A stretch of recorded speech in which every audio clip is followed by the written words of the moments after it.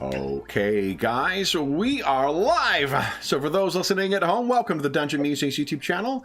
My name is Kevin Madison, and I'll be your friendly Grim and Perilous Master today because... Actually, no, I won't be. I'll be your friendly Grimdark Master today because today we are going to be doing a little bit of a change. We had scheduled a session of our Imperium Maledictum adventure that we have been playing in the campaign that we've been playing Rogue Trader and Wrath and Glory and Imperium Maledictum. But we're kind of at a point now where we're ready to transition from one game back to another game. And it has now been almost another year since our last retrospective, which itself was a little late. We're into our third year of this campaign, so we thought we'd take tonight to look back on the 3 years we've spent in the Koronus Expanse with the various heroes we've met thus far, and have a little chat about that. Let me introduce you to the stars of our Rogue Trader campaign. I'll go the order I've got you guys on the screen here. Why don't you tell us who you are and who you play in this campaign. First up, we've got our resident armor smith or fabricator, Dave. Everybody, I'm Dave, and so in our main Rogue Trader game, play Godwin the Seneschal, and he's not devious, but he gets by on less than honorable means at times that Lord Captain Aquari might not approve of if he knew everything. But in our Imperium Maledictum game, I'm playing Explorator Zarkov, and he's a ton of fun. And a couple of times I played Archon the Unseen, who's had a timely arrival one time just to get us out of a tight jam. But all in all, lots of fun. Mm-hmm. What is Archon? What is Archon? I'm trying to remember now. Eldar. He's an Eldar, right? Yes. Not something we see or play very often. No. Next up is James. All right, so James, yep. So my main character is Regius Benetek, the ship's navigator and a Xenos-intrigued man, hence interested in being out in the Koronus Expanse. Mm-hmm. And he has his mighty Lidless Stare, which he's not had the chance to use yet because of risks of party wipes. And then there's Desura, the Psyker. And then finally, who's been played most recently is Octavia Aquari, the junior member of the Aquari clan, and big-time face with her dashing greatcoat and ability to fast talk and talk gibberish and distract people. Very nice. Next up is Sean. Hey, I have been playing... I guess we'll start with Icarus. He is a psyker bound to the Aquari family. He is arguably the looker of the group. I mean, without question. Look at that face. I didn't want to really go on about it. But, and then we have Dr. Klaus. He is... he's kind of like I feel like he's got a title I'm going to mess up. Like he's a... I think it's not quartermaster, but it's something like that. That is what the Death Corps Death refers. Corps. Yeah, he's a Death Corps. Yeah, member. He rushing around the battlefield, bringing people back to life, if you will. And finally, Quinili Aquare, the scion. How do you pronounce that?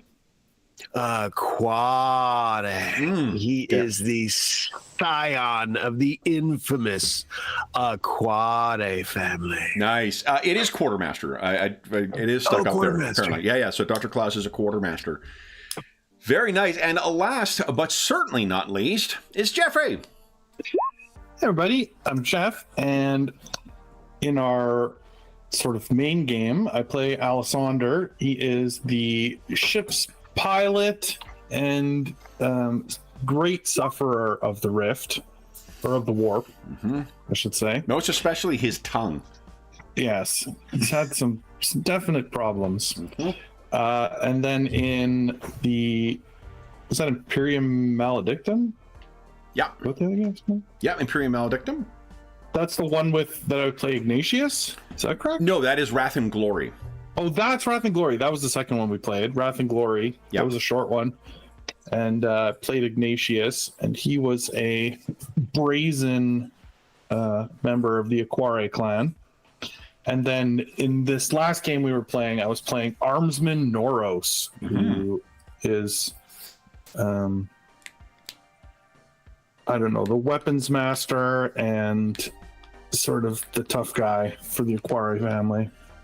Yeah, definitely for Lady Octavia's crew. So, yeah, so that has been, since we last played, this is now 40, so this is our last update, I suppose. The updates, we started this campaign in mid-September of 2022, so we're into our third year now, 3.5 years actually, or 2.5 years, right? Because it's, we're now 6 months past September, so, yeah, 2.5 years we've spent. We've missed some Friday sessions or run other things on Fridays, but for the most part, we've been running something in the 40K universe for the last 2.5 years on our alternate Fridays. The 3 games we have been playing in this campaign, of course, the main campaign is our Rogue Trader game, published originally by Fantasy Flight Games. Just before our last update, we had played our Wrath and Glory war story, and then after that, we played a fairly lengthy Imperium Maledictum adventure. Then we started our Rogue Trader adventure up again, the Lure of the Expanse, and then we had, because we were having issues with the character sheet, they had updated the character sheet, by which I mean broke the character sheet for a weekend. We switched over and returned to Imperium Maledictum and then started playing that again, and have been doing that for the last 4 sessions. Of these, Rogue Trader remains the one we have played the most, but Imperium Maledictum is a very close second. We have played an awful lot of Imperium Maledictum, especially in the last second half of this campaign, I guess. We didn't, I did the, had the excellent notion to do this overview just before we logged on, so I have done 0 prep for it, so I'm sure we are struggling to find things to talk about. Why don't we start, I guess, with just anyone have any general thoughts on your time in the Koronus Expanse thus far? Either in comparison to the others or anything in general you want to say about the Koronus Expanse. I have some stuff I can say, but I'll let you guys, I tend to talk an awful lot anyway. Sean, you look like you got something on the tip of your tongue.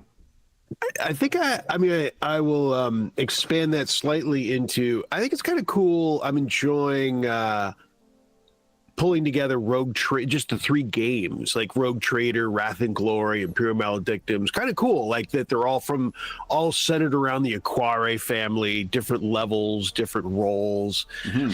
And yeah, it's pretty cool. Like, and I'm a fan of Warhammer 40,000, so I'm an easy sell, and so it's kind of, I don't think I've seen, like, I was just sort of enjoying seeing the 3 tokens of my characters all in one spot. And in fact, everyone's, just bringing it together like that is something we haven't, I don't remember us doing. Like, usually we're playing one game or another, so we focus on one or the other. So just seeing the whole thing right there is kind of cool. And so, and playing on the edge of the Imperium is I think it's a fun location, and it's got a lot going on, and because I think Rogue Trader is pretty much defaulted there, I think, right? That's the location that Rogue Trader kind of figures you're playing in.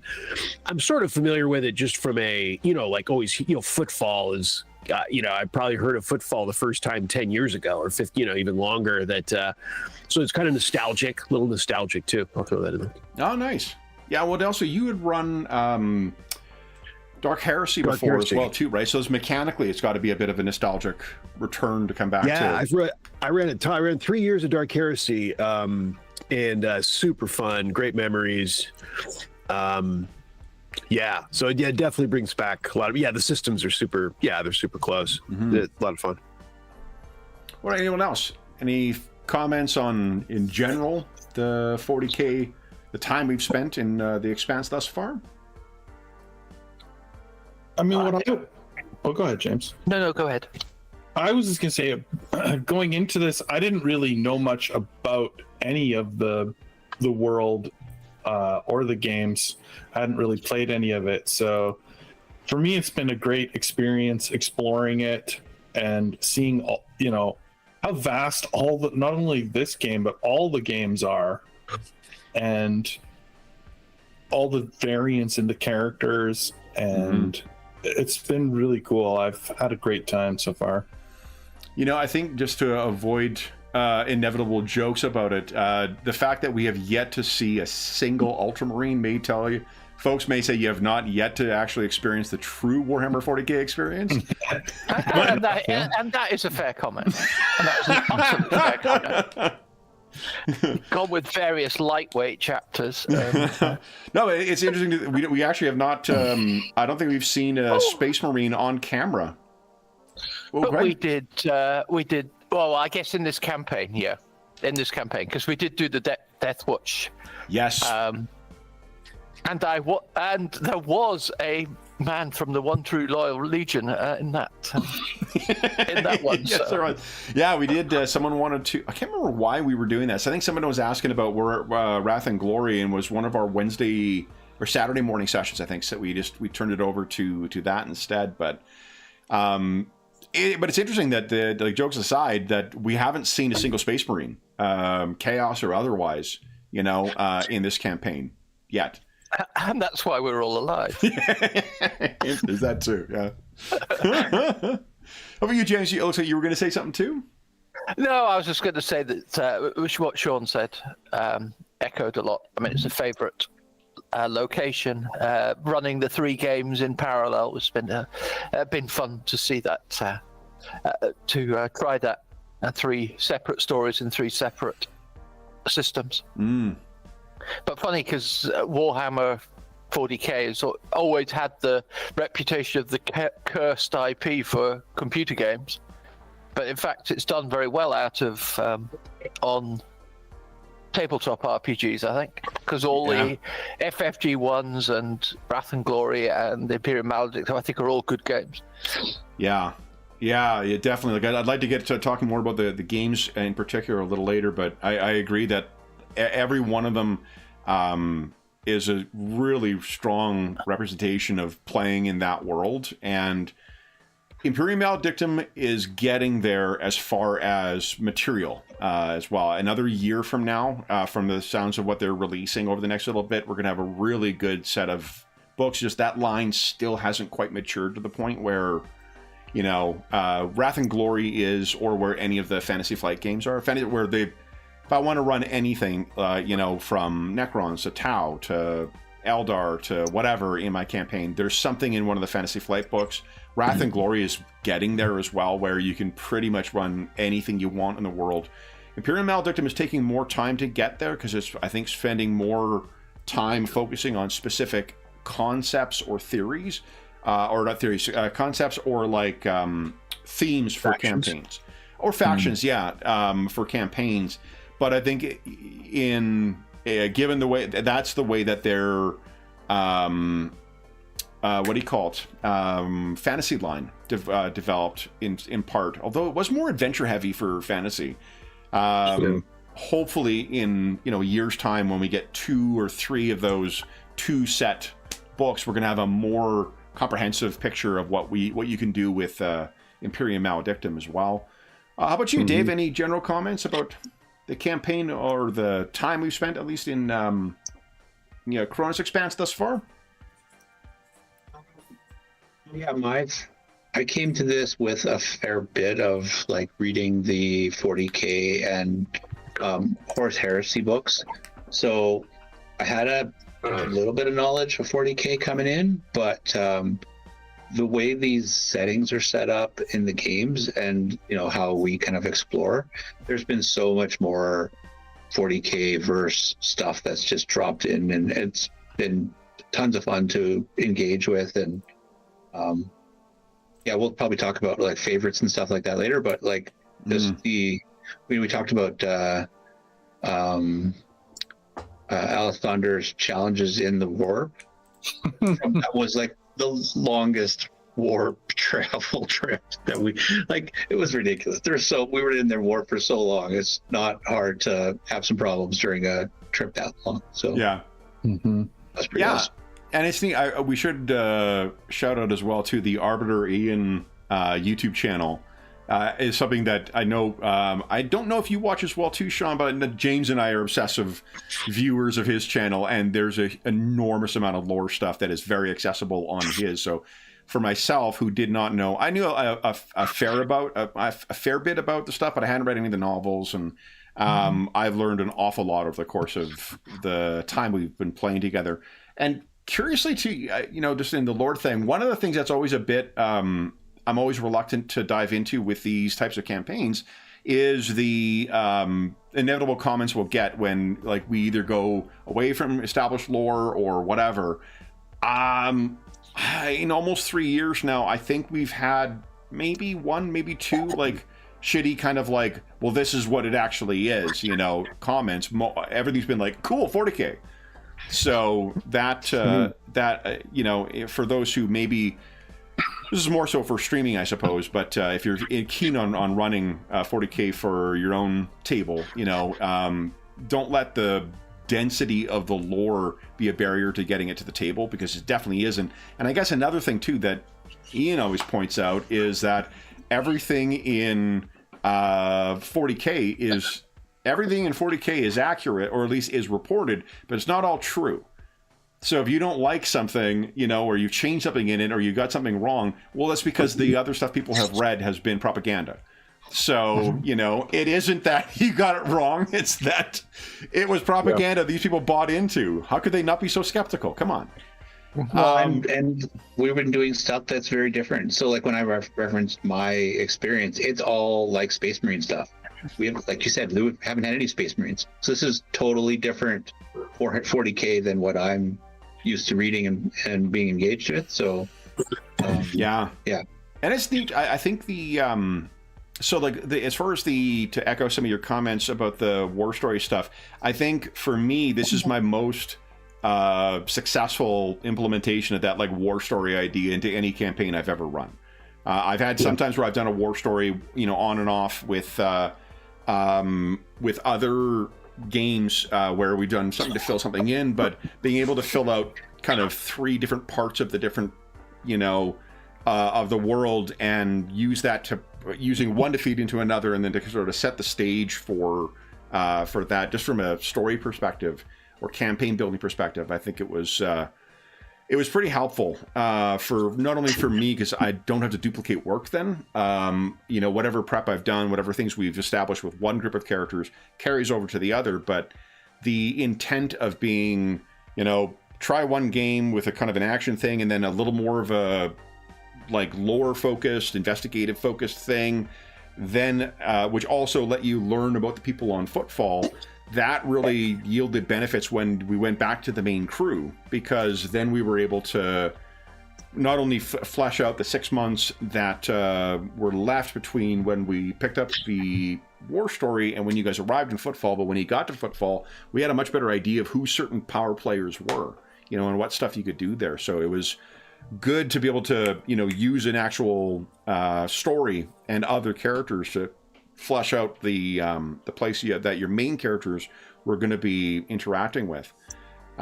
It's also something that's really cool about the Rogue Trader game in general, because it does have that very large scale scope of authority for your characters.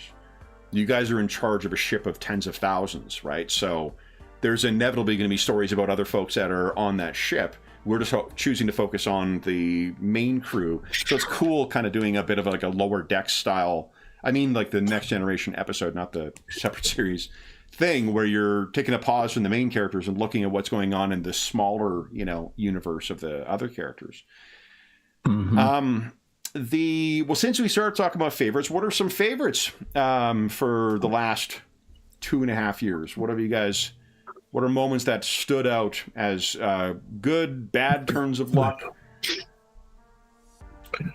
I will, once again, expanding just slightly on that, I will say I've enjoyed getting to know the Imperial Maledictum Psyker rules, so it's given me a chance to kick the tires in a really solid way. Mm-hmm. And I'm a fan. Those are, I think they did a really good job of a little subset of rules that, and they've had a number. I mean, not different publishers, but there was one for Dark Heresy 1, one for Dark Heresy 2, one for Rogue Trader. So I won't say they've had a lot of bites of the apple because again, it's different publishers, but it's interesting to compare, and I think they did a pretty good job.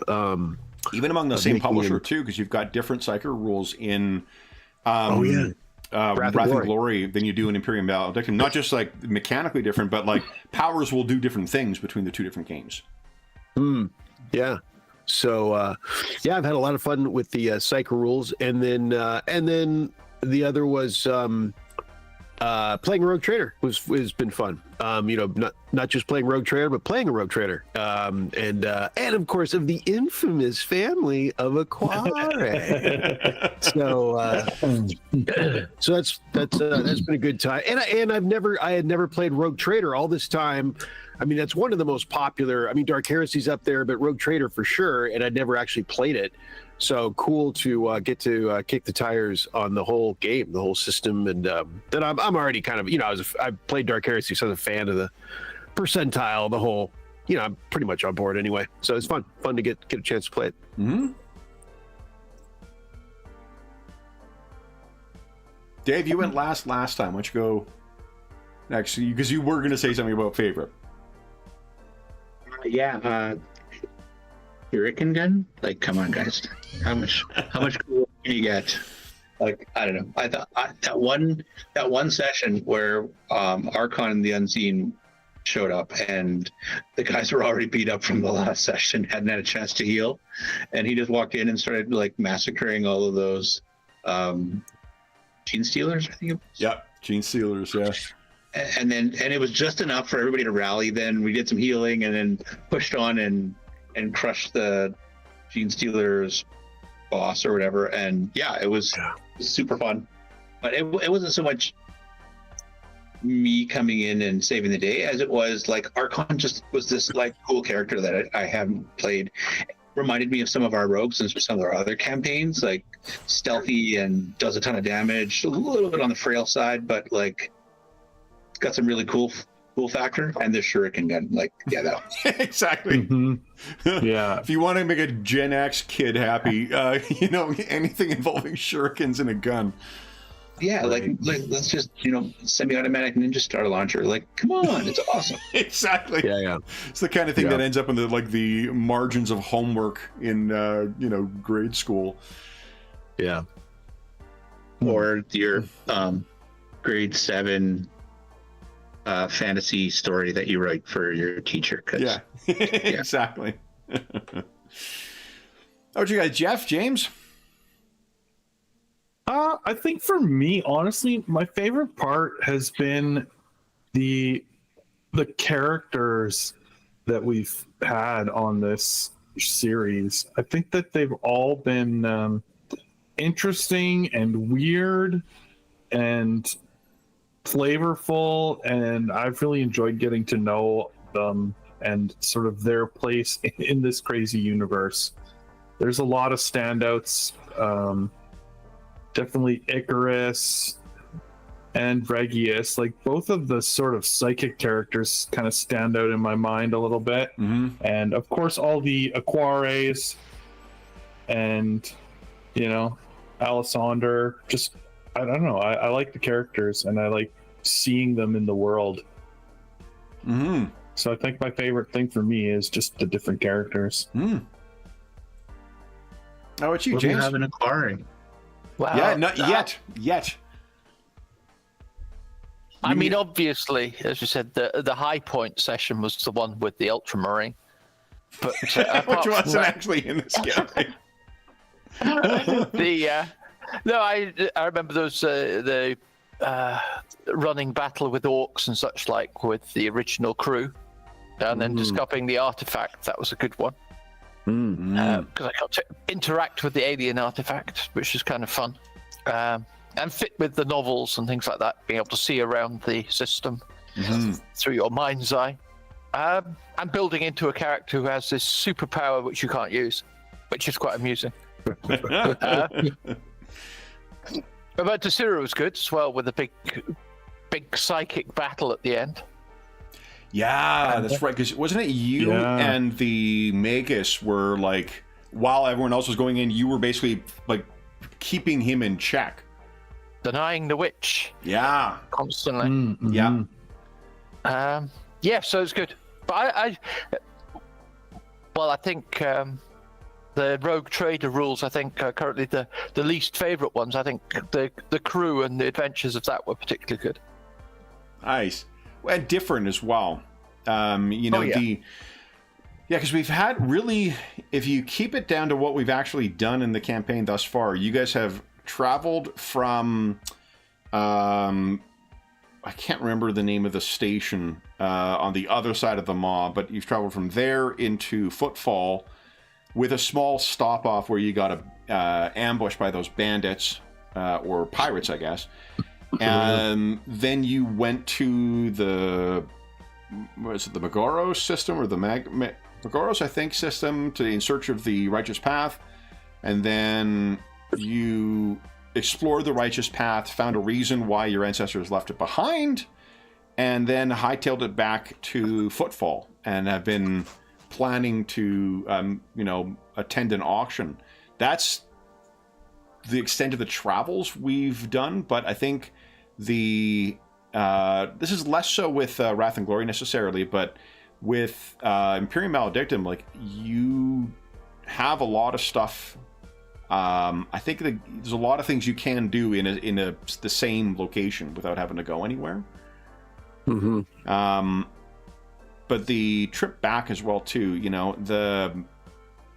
that one was from a GM's perspective. It's been interesting seeing how different the different kind of stages of play are, even just within Rogue Trader, because trying to make it it's always a matter of trying to make a narrative out of whatever the game mechanics are informing, and the different types of mechanics we're engaging with when you're at the acquisition level, as opposed to when you're at the travel stage, as opposed to when you're actually on the ground, and as opposed to when you're actually on the ship and dealing with everything on the ship. It has been a interesting challenge to figure out how to make that function, right? To make it, because one of the things that you could always do, that's always sort of a specter over this type of game is, well, why can't I just, bring 100 men with me? Why can't I bring 100 people with me out on the crew? And, right. Because you have the scale of people with it, and there are rules for what happens when you lose certain members of the crew. And that would be, there may be circumstances where that will be necessary. There may even be adventures in your future that make that where that might be necessary. But it's the kind of thing that can, when you're doing the more intimate level things like investigating a planet or, rooting around on a ship or something like that, it would probably break the narrative, or at least it would make it more challenging to do, because then it just becomes a wide-scale conflict if there's going to be physical conflict. Or it's going to be just seeing numbers going down because you're not seeing what's happening to those people. But we've managed to find a pretty good balance, I think, so far, of finding ways to make, hopefully, you guys to see times when you're in charge of a lot of people, when you're in charge of a few people, when you've got, responsibilities that will be stretching out over a year, when you've got much shorter time, and more focused goals, like find a gift for, the auction. So it's been really, and then switching between the 3 different games too has been a lot of fun. The most challenging thing was this last leg, to be honest, only because I did not plan for it at all. We just sort of jumped into that, and I was trying to lay the tracks as, the train was going. So that one, I think, it ended up landing pretty well. Like you guys facing that corrupted Arbites was a lot of fun, but it's not an adventure I would have preferred to have done more prep to figure out where we were, like, why we were doing this and what was going to be happening in the game.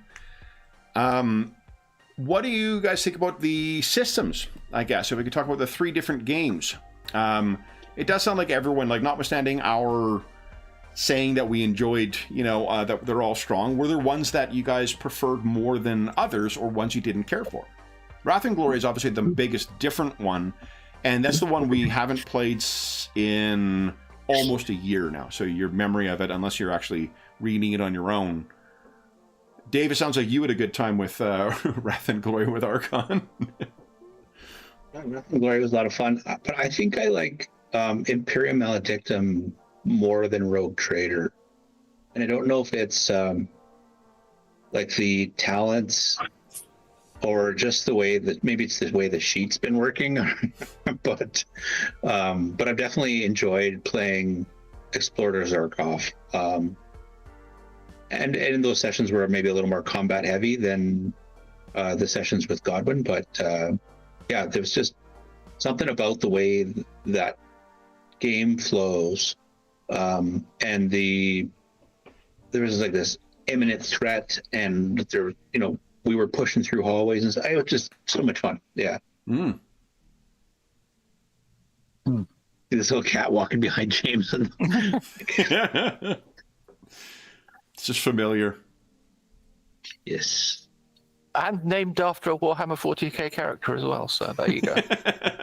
Nice. There we go. I didn't know your cat was named Aquare.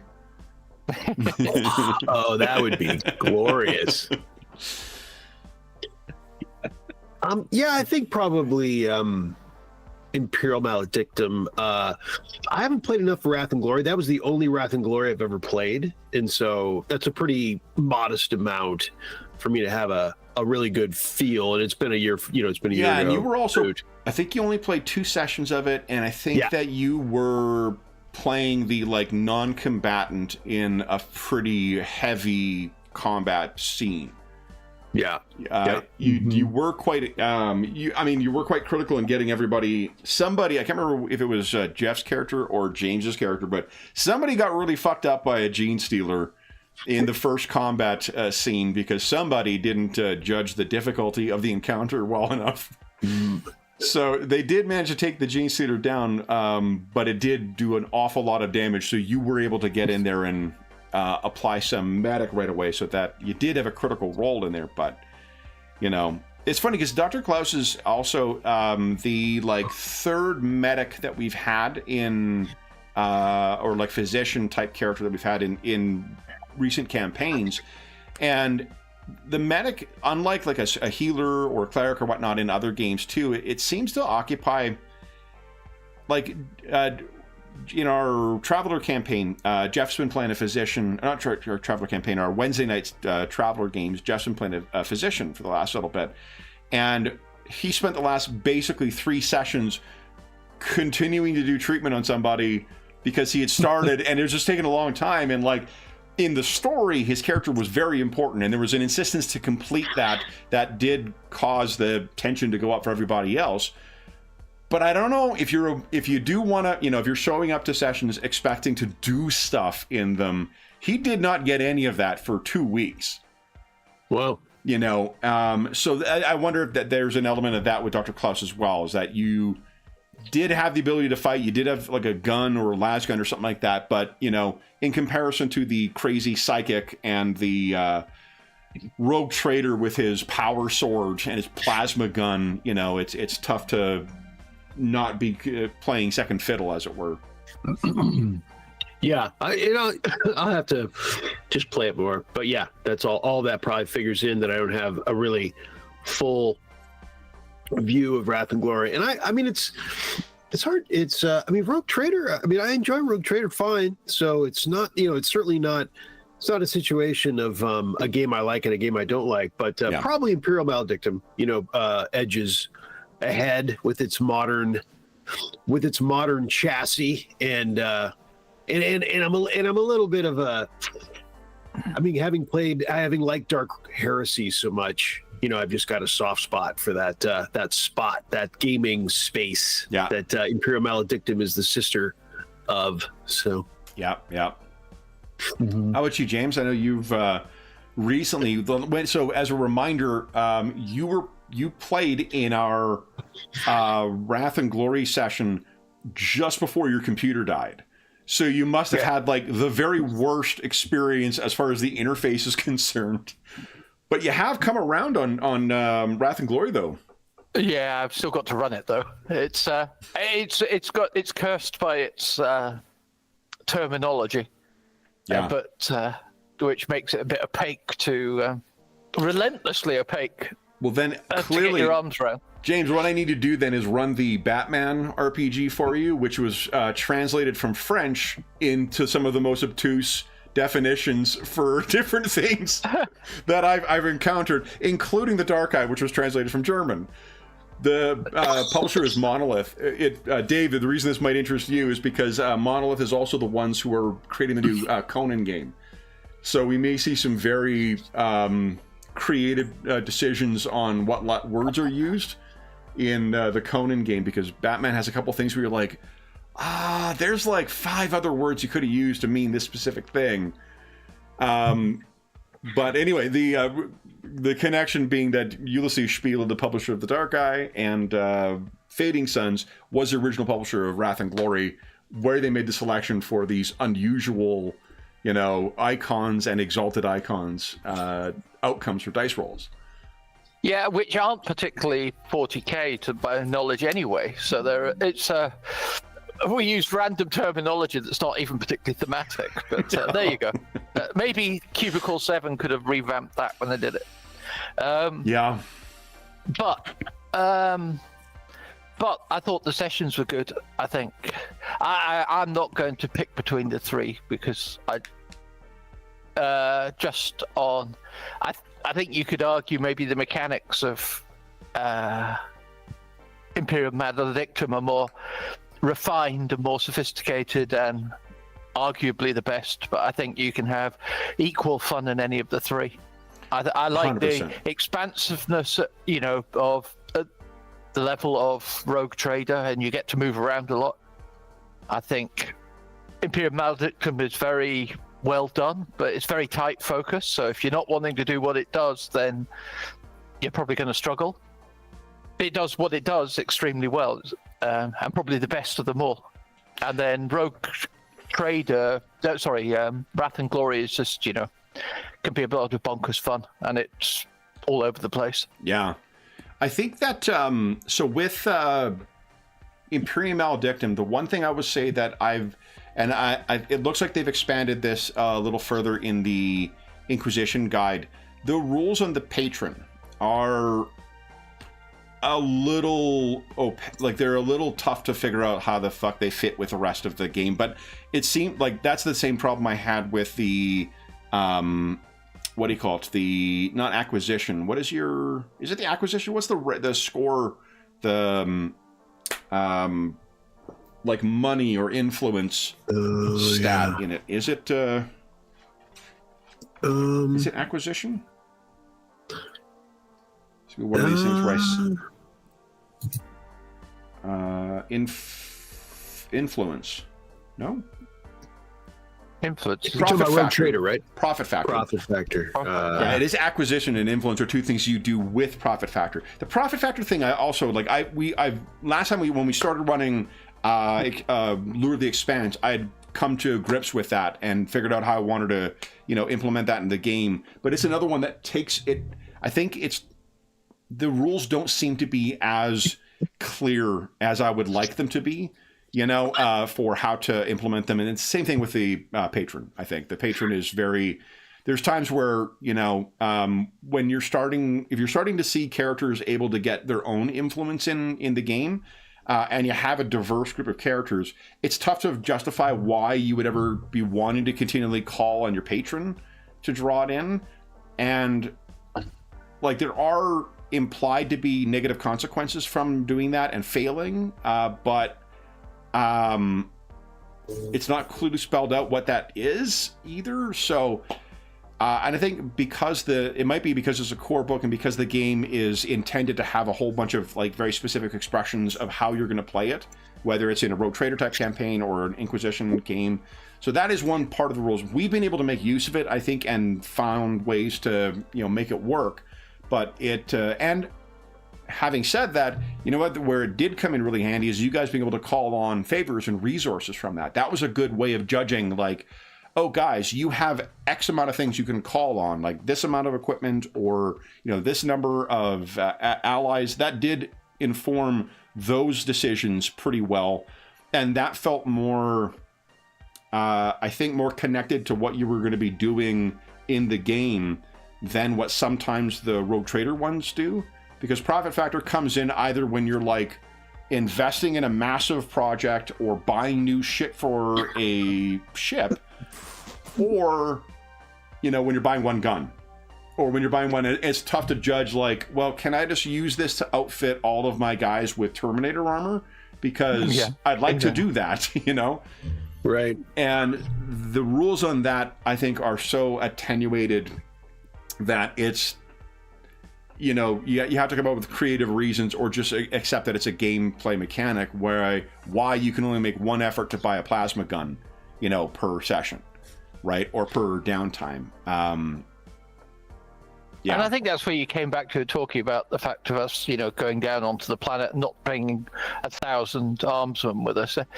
You just got to roll with it. I think that was a comment about Horror on the Orient Express. Don't try and break it, because you can, but don't. Yeah. And the same with Star Trek. It's an away team. It makes no sense. You're going to take all your senior officers. Yeah. Live with it. It's and then you can enjoy it and realize that, like to your point, I just can't have a Starter's power armor for my navigator because it's tough. Yeah. Don't even try. Even if you're super rich. I think as far as the systems are concerned, I am surprised at how good the Imperium Maledictum combat has been. I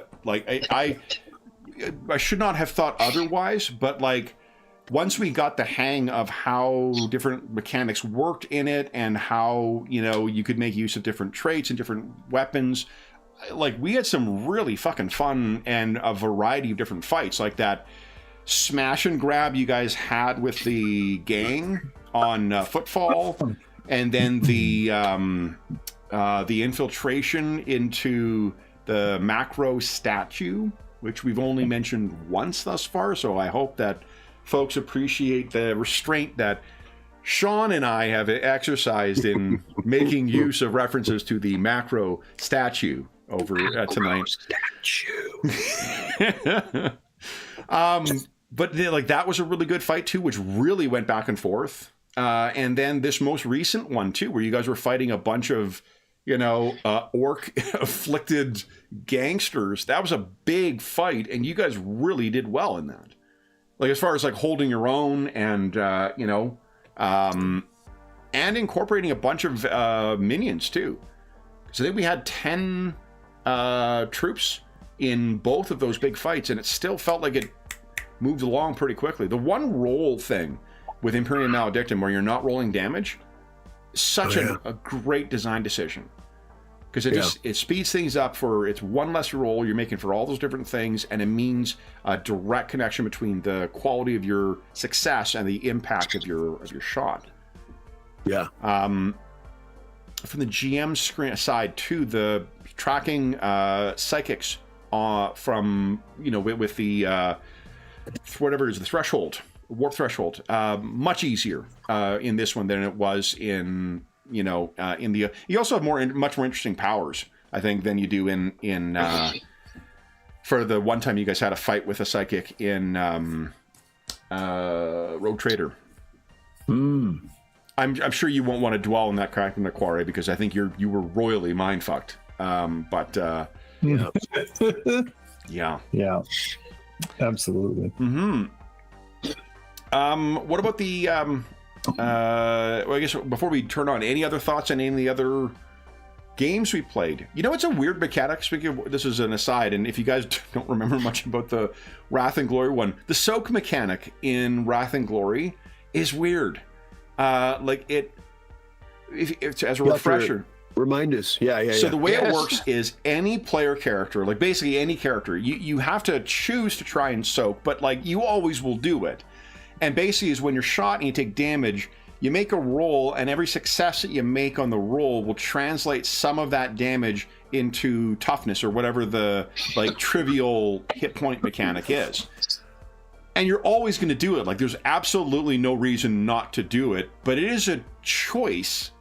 And I think it's because your adversaries are not supposed to make it. But it just, what it means is it adds another step in the whole, you know what it is? Because shock, I think, is the other one. And shock you can get back by spending narrative metacurrency. So as long as you're taking shock damage instead of the other, but it's not, especially at lower levels where your dice pools are smaller, it's not like you're able to absorb most of the damage or all of the damage. You're still taking that damage, and that's harder to get back. So it's just I don't know if I need to run more combats with the game, but I'm just not sure if it adds to the like making that extra thing to make combat last a little bit longer, if that's the best way to implement it, you know, because clunky. Like in fairness, I'm not a big fan of soak mechanics in general, because it's like the worst part of the whole, you know, parry mechanic. One of the shitty things with the parry mechanic is it takes away successes from players. You know, when you guys get a great success and then I have to roll parry separately if I'm like, oh, sorry, no, he parried. Or the reverse. You got hit, okay, I parried. I mean, that feels a little better because it's coming from the player perspective. But the soak mechanic, you've already hit. So what you're doing is either taking away the impact of what the players did, or I guess the converse is you're giving the players a chance to try and convert some of that damage into nothing. World of Darkness has had this forever. Shadowrun has had this forever. I think Torg does a similar thing. Like, there's a lot of games that have a soak mechanic in it, but it's just not ever been something I've been really all that crazy about.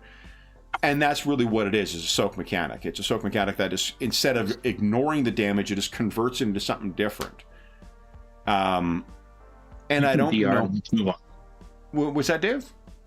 Give me some DR and let's move on. Exactly, like DR, or just make it like if you want to have a mechanic where the players can bounce back more easily. Just let them heal more quickly and incorporate a critical hit or a wound mechanic.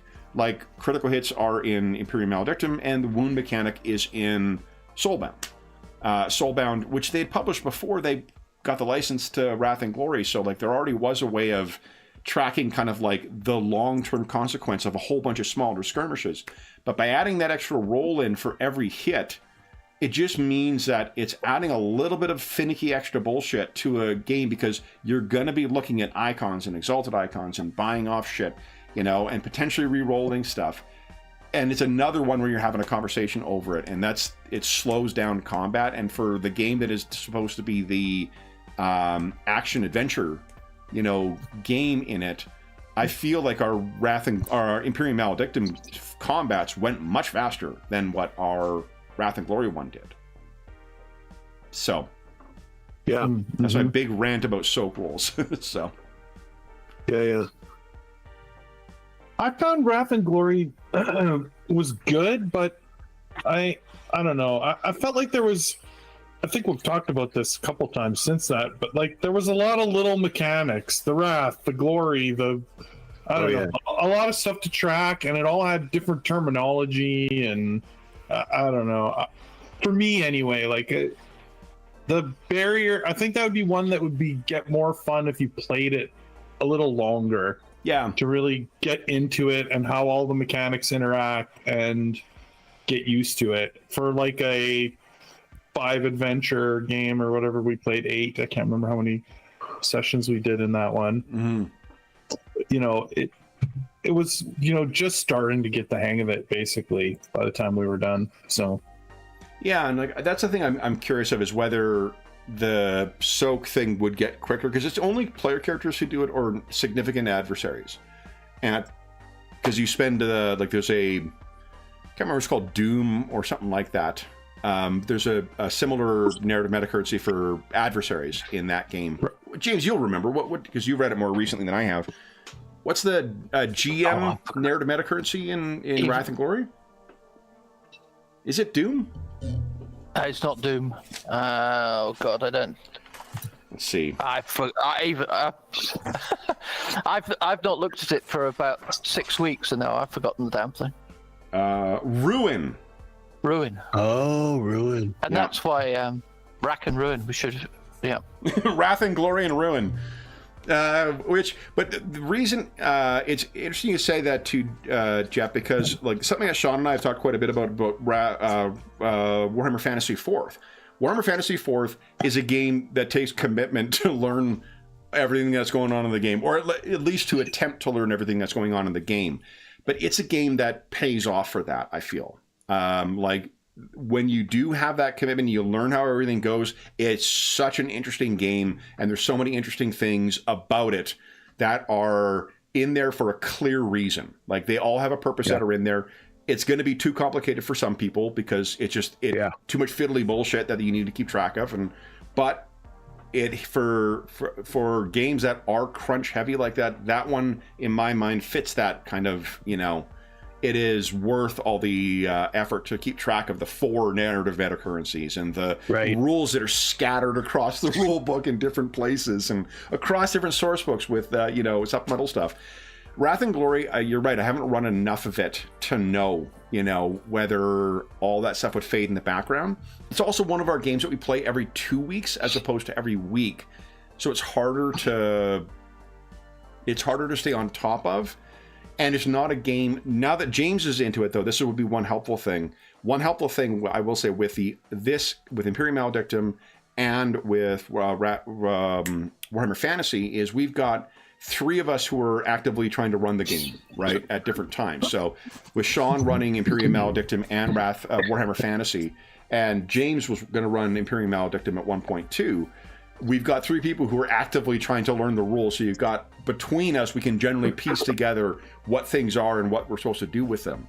And that's really helpful. With some of these other ones, Wrath and Glory, when I'm throwing you guys into a thing and like, here you go, let's go, and trying to learn it as you go, it's going to be a clunkier experience. So maybe we were talking beforehand because of that new source book that came out. The thing, like that's, if we want something that's going to simulate footfall, I've got a bunch of great tables in that new source book that'll simulate life on footfall. So yeah, I hope Wrath and Glory pans out. I've invested enough in it, but the on the soak mechanic, I don't mind so much when it's only essentially the players that have got it, because then you can all be that. In the terms of the game, you're all tier 2s, but you're much more robust tier 2s, so you can you're playing at the right scale, but you don't get taken out so easily. If all the NPCs had it, then that would be a real pain in the neck. That's true. And they do treat them separately. It's only the named dudes who have that. And I think I didn't even play with Ruin because I forgot about it. I was too excited about having giant masses of gene stealers and grenades. The grenade rules in Wrath and Glory, I will say, were a lot of fucking fun. Nice. Yeah. Because I think you guys spent a lot of time dodging to avoid getting... Because you had to spend your action in order to do that. Yeah, we need to play that one again, too. I don't want to... Especially with the soak thing, too. I think... Because I'm seeing it from the GM perspective and I'm impatient as fucking combat, that's the reason that I'm criticizing it. But if the players feel good about that stuff, and it's a soak mechanic you can spend Wrath or Glory on, it's a way you can actually affect the outcome. So, like, that's actually a pretty cool way of having the same type of mechanic of, like, ignore the hit, the way you do in Warhammer Fantasy 4. And one last positive on it. What has been quite fun about what we've been playing here is that you've effectively been at different power levels. And I think that is the one game which also allows you to play at other power levels within itself. Yeah. Which is kind of cool. I mean, it's got the mini campaign where you play at 4 different levels, Yeah. which is kind of all in the same battle, which is a nice little conceit. And Whereas it's in a great state as far as the product line is concerned too. Like there's 2 bestiaries that are out for it. There's there's a Space Marine book out. There's an Eldar book out for it. There's a bunch of other smaller things that would flesh out, like the Ecclesiarchy, the what are they? The Mechanicus. Yeah, there's rules for vehicles. So, like, it's in for whatever you kind of story you did want to tell in 40K. It is in a really good place for that, and lots of interesting character decisions too, because there's a lot of fucking talents in that game, and a lot of different ways you can specialize your characters. So, like Imperium Maledictum, lots of very fun ways of customizing the characters. All right, I'm sold on it again. There we go. You're gonna get those. Did I never tell you, Dave, that there's a Aquare who is also a member of the Space Marines? So you get to play Commander Aquare for our next War Story. I'm okay with not being a Aquare. That's okay. I sit here and make fun of Sean. Well, what will be with the I stumbled. Actually, there's another. I can't remember what his name is. Okay, so the YouTube channel is something like Pancreas Don't Work. But he's got some terrific lore videos on not just Warhammer 40K or Warhammer Fantasy. He covers like topics or characters that are cut across a lot of the different areas. And there's been some great stuff I saw about like, for instance, like getting caught up on like one character or one craft world about the Eldar. He loves the Eldar, so you can see why I have been interested in that channel in the first place. But it's very cool because it does a lot of parallels between Warhammer Fantasy, Warhammer 40K, and Soulbound. So he'll tell you lore about that stuff, but the combination of some of the stuff I've seen on that, plus the Eldar book, when we do flesh out some stuff about Archon, because you guys have had some Eldar lurking around this campaign, that is going to be the next thing, probably, that... at least the next really weird war story I'd like to do a little later to flesh out more of what Archon's story is, and also why this Eldar showed up in that. And Wrath and Glory is for sure going to be the system we would use for that. Cool. Yeah. So, what else do we need to? I guess. We have in the last little bit, we've been running something that wasn't intended for this, but we were starting off the module Lure of the Expanse. Oh yeah. Uh-huh. Yeah. And we have. It's funny, the war story we have been playing as of late has been the thing that I wanted to make sure, because the characters are interesting and the game mechanic is interesting and the way the story was kind of ended up going, I've been wanting to see more of where you guys were going and what was going to happen and whatnot. But for what we were talking before we went live, I think this makes sense at this point in the narrative to bring us back to the main characters, bring that information back and figure out how you're going to push forward. But that is the one downside to having the different, 3 different crew members or 3 different sets of crews thus far, is there's only X amount of time, in our given month, and the time we spend playing one of these characters means we're not focusing on others. And it's been almost we had 2 sessions in the past year where we've been with a crew of the main crew, and otherwise we've been playing Imperium Maledictum. It's not a bad thing necessarily. It's just that it means we're not pushing that. And I guess there isn't a set destination either, but it does mean we're not playing the module then. Yep. True. Mm-hmm. We're going back to it now, I guess, right? Or ish.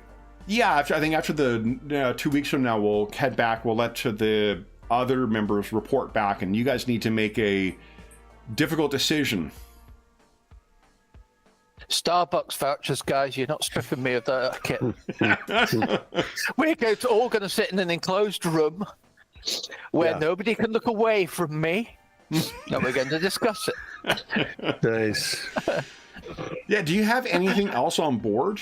Like for those who maybe not listening at home and may not be up on the campaign, what we're talking about is the. Well, do you guys remember what the offering is for? No. The auction of the witches. Let's see. The witches. What are they? Gosh, what were they offering? What were the witches giving? Foretelling. A foretelling. Yeah, the witches. Almost. Yeah. It doesn't sound very interesting. Let's keep our kit and go. I mean, our initial thought with Imperium Maledictum folks weren't we going to go find something to give? That was our. Yeah, we were going to Hephaestion's Rest to try and get something from there. Something tarot related. Tarot related. Okay. Yeah. And then you fell afoul of a arbiter. Yeah. And that led to trying to track down who potentially could have hired an arbiter to try and capture Lady Octavia. Because they did chew through a fair bit of your guards, I believe. And nearly one of your crew members, too. But you guys did turn it around and you found that Icarus, you were the one who made the revelation, having made use of your mind probe power last time. Finally got to probe somebody. Satisfying. Do you recall who it was who was behind the abduction effort? Well, it was Fell. Let's just get that out there. That's all anyone needs to know. There was a middleman or two, but it was basically Fell. Silvanto was in there. Yeah. But it was House Fell. Yeah. Curious that they wanted to kidnap Lady Octavia. There were binders. Maybe they're going to offer Lady Octavia in the auction. You're trying to get something from us. Yeah, because true. You know that True. Quinelli and his bond with family is so strong. He would probably give up the ship to get Octavia back. Yeah, maybe that was Fell's angle to. Fell's also dying, trying to figure out what to give at this auction, and panicked, decided to kidnap Lady Octavia so that we'd give him ours in exchange, thinking we knew what we were doing. In exchange for Lady Octavia.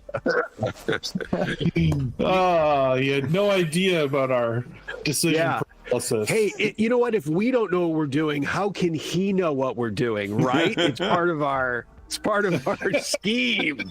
That's the strategy, right? Yeah. Keep him on his toes is to not know what we're doing. Right. Keep him on his toes. Yep. Excuse me. Oh shit! I had a thought and it's gone. It'll come. Can you probe or? Huh? Can you probe or? If I could, I most certainly would. Yeah, it was good to get that power out of the box, out of its wrapping. Oh. I've had it the whole time. I started with it. That's like one of the powers I started with, but just hadn't had a chance. You know, one thing that is exceptionally cool about Imperium Maledictum is the tracking of favor. The way that we've been keeping that running tally, like for a campaign, for a setting that's supposed to be kind of a Mos Eisley type thing with a lot of different weirdos and a lot of different kind of, factions and power players. That list of favor or whatever it's called, renown or influence, right? Influence. Thank you. Yes, that has been exceptionally cool. That's been a really, really cool way of, I think, having a handy visual guide of like, so who are the folks we're dealing with? It's like having a social map of the setting. Right. Yeah. Yeah, there's a lot on there too. There's a lot on there, yeah. Like, you guys have already, what, 3... one group of Eldar, 3 rogue traders. There's 2 Eldar, actually, because you have the Crow Spirits as well. Yeah, look at that. Oh my goodness, there's lots. Oh yeah, you also, House Feckward, you also made some contacts with. Jeez. Yeah, there's tons. That, I think, is a very clever way of, for a game that's supposed to be about a lot of role-playing and investigation, that's a very clever way of helping the players keep track of and get mechanical benefits from, you know, different parts of the fiction. Yeah. Mm-hmm. Yes, indeed. Yeah, it's influence is fun, and it's not as player facing, and I don't know if you've used it much, but I've had a good time when I've been running Imperial Maledictum with the subtlety mechanic that comes with the Inquisition Player's Guide. So, Sean, have you met yourself as a player, or the rest of you guys? Do you guys strike you as subtle in any of your actions or decisions? It's just the name of the mechanic. It doesn't mean you're subtle, but it just means. No, to answer, no, I have not used it yet, but yeah, it's. Yeah, it's pretty cool because as they go along, like every scene, I have to remember to at the in between sessions, I'll come up with their score, and then there's a little protocol in the player's guide, Inquisition Player's Guide, and then once you know what their score is, it can, if you want, it can influence what's to come. Of how likely people are to know that the Inquisition is on it.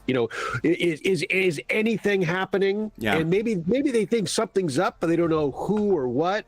And then at the worst, they're like, it's the Inquisition. Like, everyone knows the Inquisition is here, and so I'll have to take a closer look at it, because the one thing I will say for all of the Cubicle 7 games that I'm really hopeful for Imperium Maledictum is there's always interesting sub-mechanics they give, or like optional stuff in their source books, and there's always awesome random encounter stuff.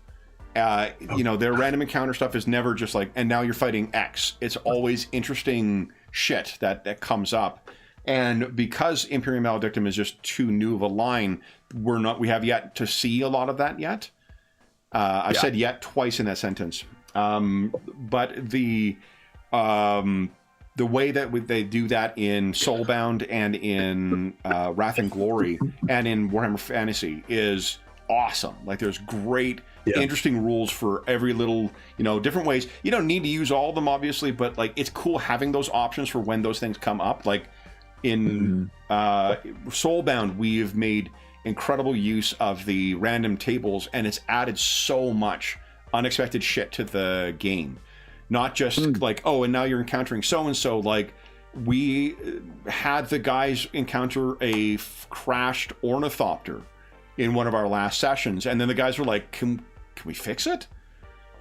And they're like, yeah, but it'll take time. I'm like, okay, well, let's take the time and do this. So now they've got a fucking steam helicopter that they've got because of a random table. And this is after they had their ass handed to them by a greater demon. Because there's a neat mechanic in Soulbound where if the whole party agrees, you can retreat from combat. Like, you don't have to roll for it. If you find, like, we are going to get ass stomped here, let's all get out of here. You can do that, remarshal, prepare better, and then go back another time. And that's a separate mechanic for just in that game. So, like, that's a cool thing that allows you to punch above your weight but not feel the full consequences of it. But it's the random encounters that added afterwards, because it was after that what pretty demoralizing, result where they're like, holy shit, this is so much tougher than we thought it was. And then as they're running, the random encounters, which had been some combat encounters before, ended up offering up some really interesting strategy, including them recovering basically the seed for a Sylvaneth, like basically imagine like a tree person Titan. They've recovered a seed from it, which was another random encounter, and like it involved using rolls and shit like that. But like that's the kind of stuff that is so cool. That's one of the reasons I love emergent play in games that do use a lot of random encounters. When Imperium Maledictum is further along in its development, and we're able to see more of those tables of how they're going to incorporate that stuff. I'm going to be very happy to see. They've got a lot. I mean, it's pretty ambitious. I think they plan on releasing 2 books for every faction, and I believe they offer 9 in the core rule book, and they're only on number 2 out of 18. So, I think the plan is to release this Game Master Player's Guide for every faction in the CRB. Wow. Is that wrong? Right? I think that's what the plan is. And they're starting with the Inquisition, and there's 9 of them. So they got their work cut out for them. And it'd be awesome. Like, I mean, I think it'd be, my only experience is with the Inquisition with Dark Heresy, which was the only one offered. So, I think like there's a lot of juice on of juice on like the Ecclesiarchy. Like, that's a no-brainer. Like, kind of just the Infractionists. Right, Infractionists. I mean, yep.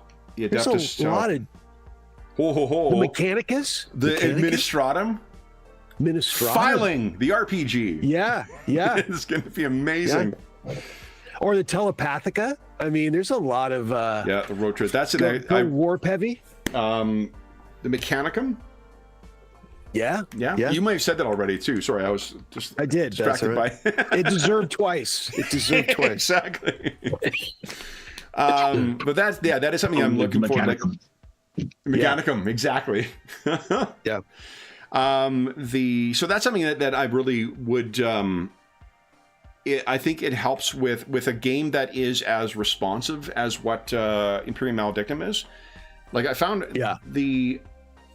we could run Rogue Trader with a lot of stuff, and I was able to draw stuff from other lines. Like, I can't remember if I used some of the stuff from the Koronus Bestiary for it, but I also used some stuff from like the Death Watch Bestiary, whatever it's called. I can't remember what it's called. Threat assessment? Oh, no. No. Threat assessment is for... Is for what I'm going... Yeah. I'll go away and check. Trader's Bestiary? What's that? Are you thinking of Rogue Trader's Bestiary? No, Rogue Trader's one is the Koronus Expanse. Yeah, there's. I've also used the one for... what do you call it? Death Watch, too, because it had some more interesting like demon stuff in it. And I think it might have had better orc stuff in it too. Yeah, because like the one for Wrath for what do you call it? What's the Imperial Guard one called? Only War. Only War. Yeah. Mark of the Xenos. Mark of the Xenos, yes. That is a great source book. That has some truly awful shit in it. Which I resisted the temptation to use a Bloodthirster. So, just, guys, if you ever think I'm putting too much stuff against you, I restrain myself from the Bloodthirster. So what about the... where would you see your characters, any of the 3 characters, where would you see them going as of next? What are their... We've talked about like what adventure we're going to play from a meta level, because I've got a couple of... There's like 4... after Allure of the Expanse, 4 more pre-written adventures that line up nicely as kind of like a story that plays out. Right. But where would you see the characters working towards? What do they want out of their time in the Expanse? Not that you spent more time with... the characters we had the least time with is the Wrath and Glory guys, but some of them did stand out, it sounds like. So any of the characters, where do you guys see them going? Let's get more Xenotech. Yeah. Interesting. Yeah.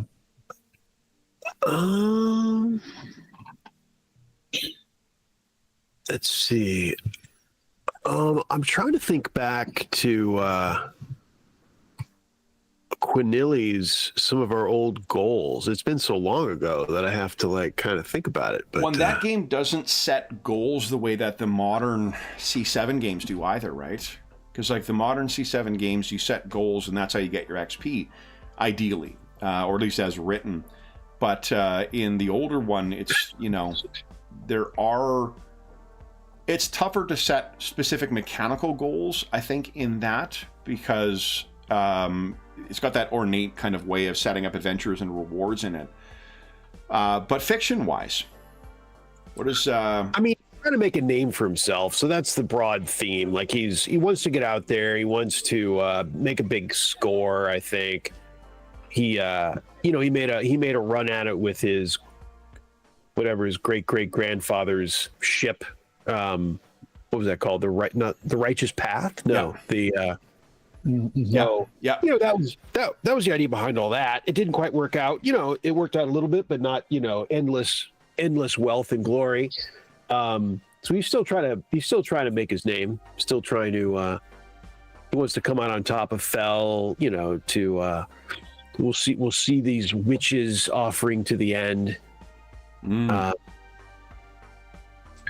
think, Icarus. Icarus is a good question. I'm not really sure. He wants to. Well, let's maybe start with the Aquares then. So, what about Ignatius? What does Ignatius want? He was the one who helped set up Footfall while in Quinili's absence. Yeah, I think he wants to sort of be named like Aquare in charge of operations here on Footfall. Mm-hmm. Yeah, I think that's his goal. Mm-hmm. You know, he needs Godwin's blessing probably to like really gain that position, but I think that's his overall strategy. I think that's probably something that's currently Octavia's above him. Octavia's below him. Oh, is she? Oh, okay. Yeah. Well, then I guess he's kind of there. So I don't know. Yeah, that's his goal. And what about Lady Octavia?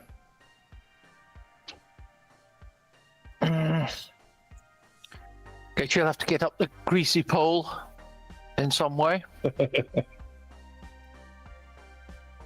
It's difficult though with the Aquari family. They're all arseholes, so it's.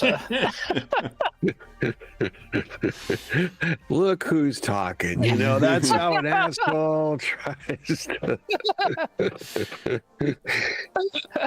How does Lady Octavia feel about Ignatius kind of asserting control over Footfall? He'll probably get taken down by Uncle Quinili. But taken down a peg. Mm-hmm. But if she can ingratiate enough with him, maybe he can progress her career a bit. How does Lord Captain Quinili feel about these two up-and-comers within the family?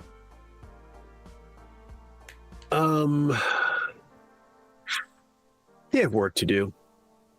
I mean, we'll see. You know, they'll. He's not impressed yet, but you know, you never know. We'll see how they do in bringing him something to give to the auction. Yeah. So yeah. I like that. What about Godwin? Outwardly, Godwin wants to support Quinili and ensure that the Aquarii are prosperous in the Koronus Expanse. Secretly, Godwin wants to take out House Fell, and Ooh, that's they're becoming more and more of a pain, and it's just, you know, life would be easier if we didn't have to deal with them. So if that means starting a house war, then I guess that's what it means. Mm-hmm.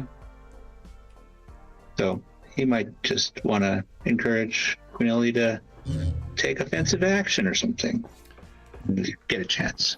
So one of the things that we might consider from a meta level as well is in the coming years of sending these characters to different places. Currently, they're all operating within Footfall, but the Koronus Expanse is wide and vast, and the types of activities that you can get involved with as a rogue trader are varied, like from colonizing a place to, you know, exploring a new region to, you know, supporting an existing colony of either another Rogue Trader house or another independent thing that's been out here and been rediscovered. Anti-pirating activities. So there's all sorts of, or, you know, conquering as well. That is a proud tradition for the Aquares. Aquares also, as we talked about at the outset of our Imperium Maledictum campaign, the Aquares have a long tradition of service to the Inquisition as well. We're well connected. Mm-hmm. I don't Would think you the Bells see would be either, in- you know, Ignatius or Octavia being pushed out beyond to go and take on other tasks? Or is Footfall sort of the choke point? So that's where you need to, you know, have the most influence. I mean, it's probably headquarters. I mean, I can imagine that there'll be things to do on Footfall, but maybe, you know, periodically we'll get special assignments to maybe to deal with something somewhere else. Especially if it was close. I don't know. I have to think about it. I'm not sure how, you know, if there's surrounding planets that wouldn't, you know, that don't represent huge journeys, but you can go take care of something. I can see being given a task. So one of the interesting things, I was looking today at the Inquisition's, the GM's guide for the Inquisition for Imperium Maledictum, and one of the things they talk about making it 40k is the time. Is that, like, there is a lot of time that passes in travel, and there's a lot of time that sometimes passes on investigations. So the sense of, we've been running this right now, pretty much tracking like day to day for all of our activities, or, you know, fast forwarding to weeks or whatnot. But the game, like a lot of the adventures in the novels or in the fiction, like it's interspersed across decades, if not longer periods too. So it's something that we could think about when we're wanting to, you know, between adventures, see a larger gap. My instinct is always to keep going day to day because I just am interested in that minutia bullshit. But it's not the only way to tell a story in this kind of world. And that kind of approach does lose out on the possibility of, like, you know, allowing things to happen in those longer gaps. Right. We'll get 5,000 experience points. Yay! Exactly. Somehow you managed to learn nothing during the adventures. So I'd ask you reflect on why that's the case. The CRs have between missions like a downtime. Yeah, there's endeavors, and they actually give some good endeavors. Those are all really great rules too. The ones I've used the most have been the Soulbound ones. They're all kind of similar across the C7 games, but the Soulbound ones are the ones we've used the most and have been the most fucking fun.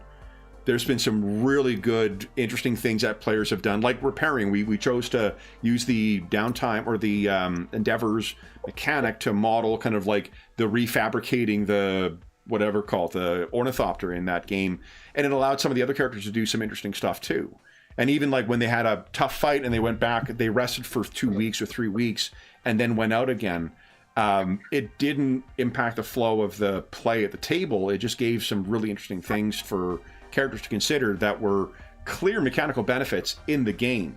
Like learning new spells in that game, you only do that for spellcasters, not for priests. You only do that during downtime. And recovering narrative metacurrency in that game is only during downtime as well too. So somebody's got to try and like bolster everyone's, you know, things. So it'd be interesting to use the downtime mechanics in both this. I know that Wrath and Glory has them too. They're in a source book, I believe, but they've introduced it in the Forsaken System Guide, I believe, is what has the Endeavor rules in it too. As far as what game system would suit that kind of stuff, I think Wrath and Glory is probably the strongest because it has the widest range of shit available for it right now as far as the you know, for what characters would go. The Rogue Trader still has like the best rules for like ship combat and, you know, long distance travel in the warp, but as far as like having a quick, you know, story on another planet that involves some of our characters, Wrath and Glory probably is the best pick for that. Mm-hmm. And that's not just because I want to use a bunch of demons, guys. I guarantee you that. If you think that, then that's probably inaccurate. There's demons in most of these games that I can use. So, what about other? Yeah, I guess this is from a scheduling thing too. One of the things that is we're all playing this on a Friday night too. So the degree of like, let's jump in and drive the story where we want it to go is going to be different when we're showing up at the end of a long work week and then James is waking up at an ungodly hour. So do you find that having the more clear, like, this is your objective, this is what you're going to do, you figure out how you're doing it, or is a more sandbox approach something that, well, which we haven't really been doing in this game, is a more sandbox approach what you guys would want? And I'm hoping that's not said that this is a lazy campaign by any means. It's a recognition of that. Sometimes you want to play games where you want to really like roll up your sleeves and start making big decisions and driving a story in a specific direction. Sometimes you want to be taking an obvious decision and to see how, what happens along the way. Neither of those is a right or a wrong way to play, but what do you guys think?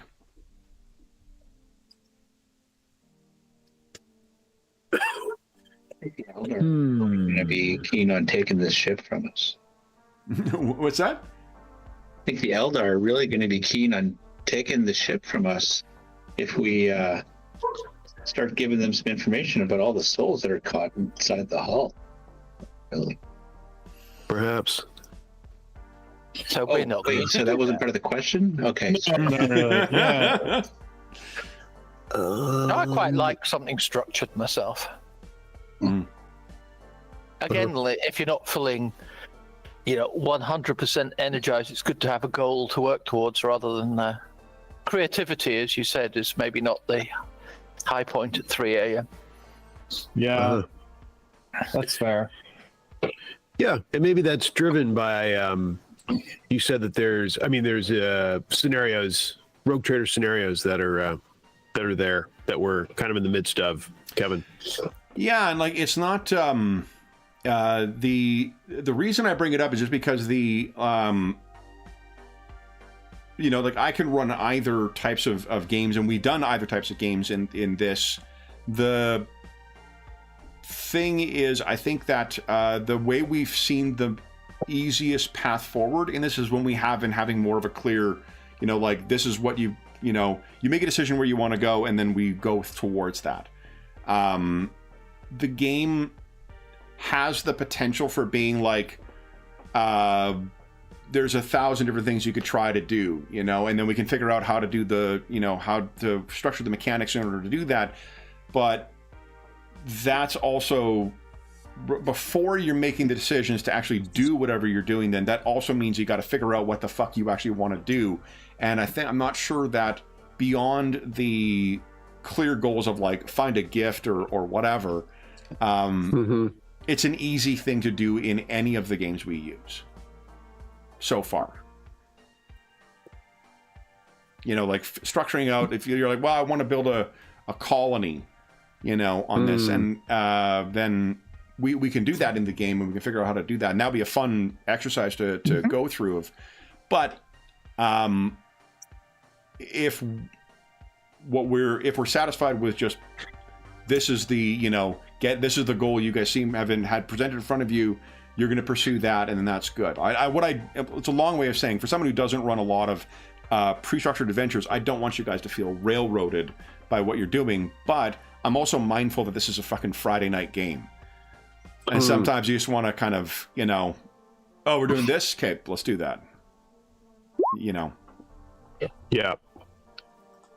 What do you guys think? Yeah, I mean, I think that I think James makes a fair point, and in as much as we follow in the scenarios, it'll offer some structure, I presume, and maybe that's for the best. I mean, maybe we'll enjoy that if everyone agrees. Sounds like James does. Yeah, I mean, I'm easy either way, but that was just an observation. Yeah, I think we should figure out what we want, or what the next steps are for the Aquari family, and beyond just like what we're doing with this auction, because the auction is just one piece of what's going on, right? Yeah, that has been. Yeah. Go ahead, Dave. Sorry, I'm talking over you. I was going to say, so just is it like establishing, like we talked about having Footfall as home base. So what does it mean to have a home base here? Do we need to like carve out our own place, set up a fortified operations, or? As far as Rogue Trader is concerned, you do not need to. We're following the player characters along whatever they're doing in that game.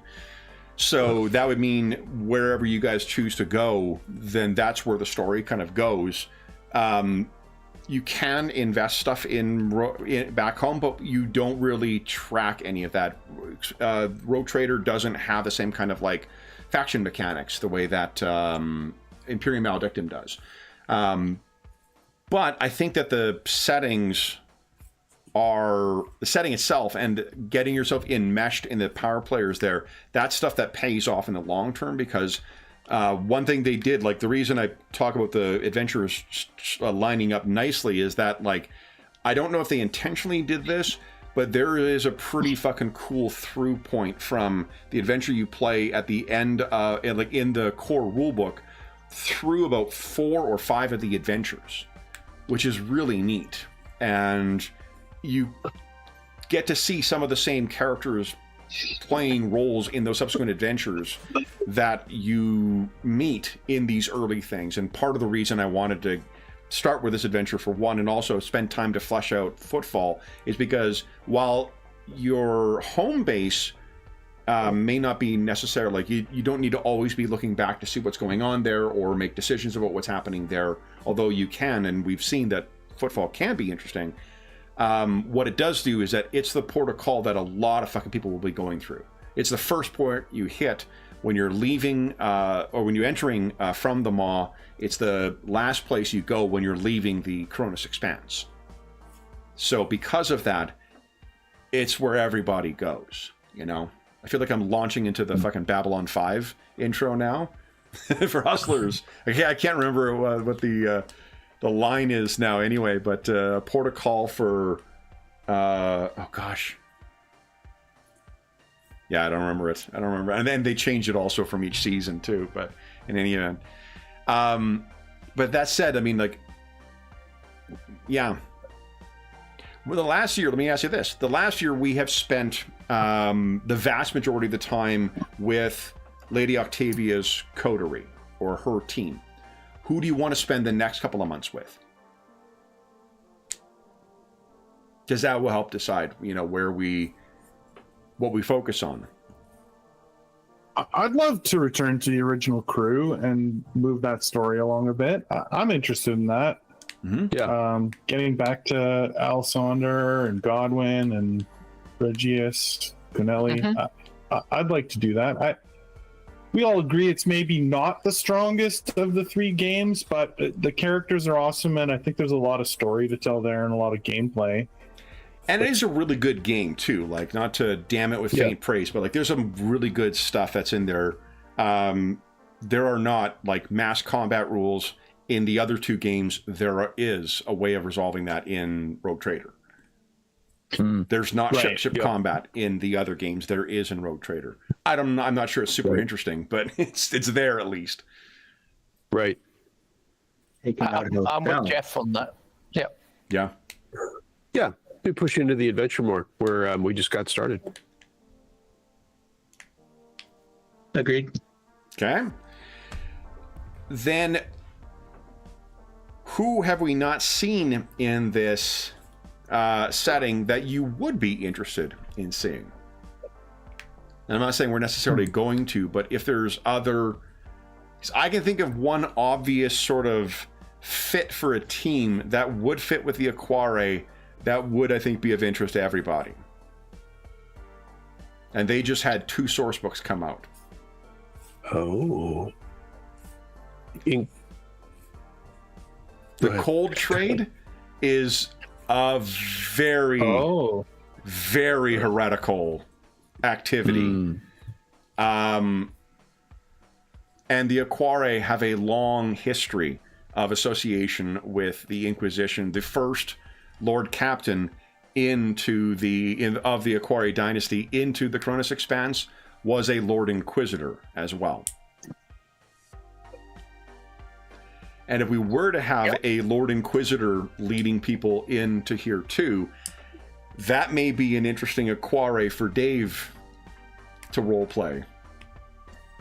Where he would have that and the rest of you would be the crew or the... What do they call it? Retinue? What do they call it in the novels? I can't remember. Team? It's retinue, isn't it? I think it might be retinue. Yeah. Rogue Trader. You mean the Rogue Trader posse? Yes. Yeah. No, not the Rogue Trader posse. They're the explorers. It's in the Inquisition. I'm trying to remember acolytes. What is it? Like war. Well, they're acolytes. Warband, cell, like a warband or a cell. Like warband would be in the tabletop game for sure. I don't know. I think it's like I'm trying to think of how they referenced the secondary characters in Xenos, for instance. Probably not Coterie, because that has a witchy kind of chaosy vibe to it. But that's my thought of like what then everybody's got an Aquare they can inflict on everybody else. Are there parts of the 40K setting that you guys have not yet seen in the campaign that would be of interest to you?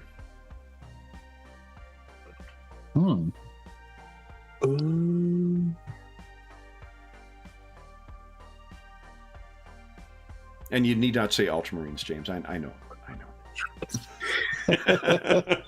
I mean, it would be fun to go back to that. It is pretty cool. Deathwatch is a pretty fucking good game. There's also, there's a couple of interesting ways to get Space Marines into a story as well that don't necessarily involve the deployment of, a company in the desolation of a planet.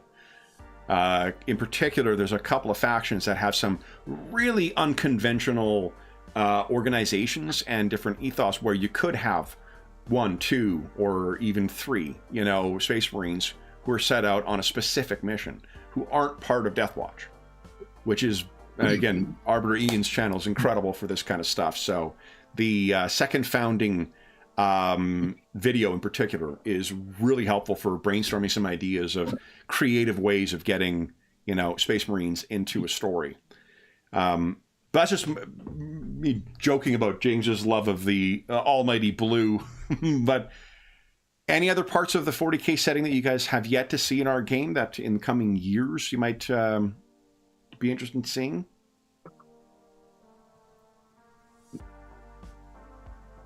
And just for the point, my favourite is in fact the Deathwatch, because then it's like a pick and mix box of. Exactly. What's that British the British licorice snack? That's all the mixed things. Oh yeah, I know what you.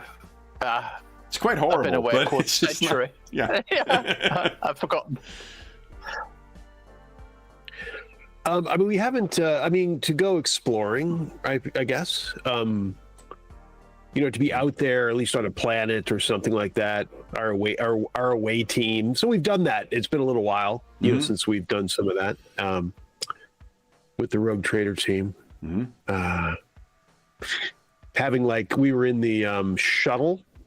Is that what we called it? Yep. Not sure. I think that's it was the. Yep. I think we called it a shuttle, but it's the. We've got a handout here. Something wing or something. Yeah. It's the gun cutter. Gun cutter. Or the Aquila lander. There's the gun cutter you guys have had, and then there was the Aquila lander. So many choices when you're rich. Yeah. It's a tough job. Yeah. Yeah, that was kind of fun. Left some people, left a few people in there, and then I remember we had an altercation, a skirmish when we were going in the path, the righteous path, making our way there, and we had to do a skirmish just outside. Yeah. And then had some exploration inside. So it's been a little while. So we've done some of that in Imperial Maledictum since a little bit, but but in the Rogue Trader we haven't. There's the whole Koronus Expanse to be explored. So yeah. Jeff, how about you? I mean, I know 40K is new to you, but so there's not anything like that I know about in the world that I'm interested in, but I think that like exploring the Koronus Expanse is something I'm interested in. I mean, we came here to sort of explore it and lay new territory, and we've spent so much time in the warp, and we went on that one retrieval, which was awesome, where we found the old grandfather's ship, which was quite interesting. But I think there's a lot more to see out here, and I'm interested in that. That's what I use. There's another source book I used for Death Watch for that, because that's where the Necron stats are. Of course. I have ticked off a lot of wish list items in this campaign so far, I will say, from the GM side. Nice. I got to use Necrons so far. I got to use Gene Stealers. We've used, Chaos Mutants. I don't know. All right, Psychers. That's fine. You took control of a PC for a while, like that. Remember in? Yeah, that's right. Captain Aquari almost fired on his allies. That's right. Right. Yeah. Right. Yep. Psychers. You do not fuck around with them. Yeah. And you can guarantee the next Psyker that you guys encounter in Imperium Maledictum is going to have that bank a bunch of reroll stuff power well ahead of time. So I have a note to myself. My note in the I've gotten in the habit of doing like a whisper chat to myself in games to like, I have first thing Icarus should do is go into the divinatory trance and manifest prescience power for more points. That's awesome.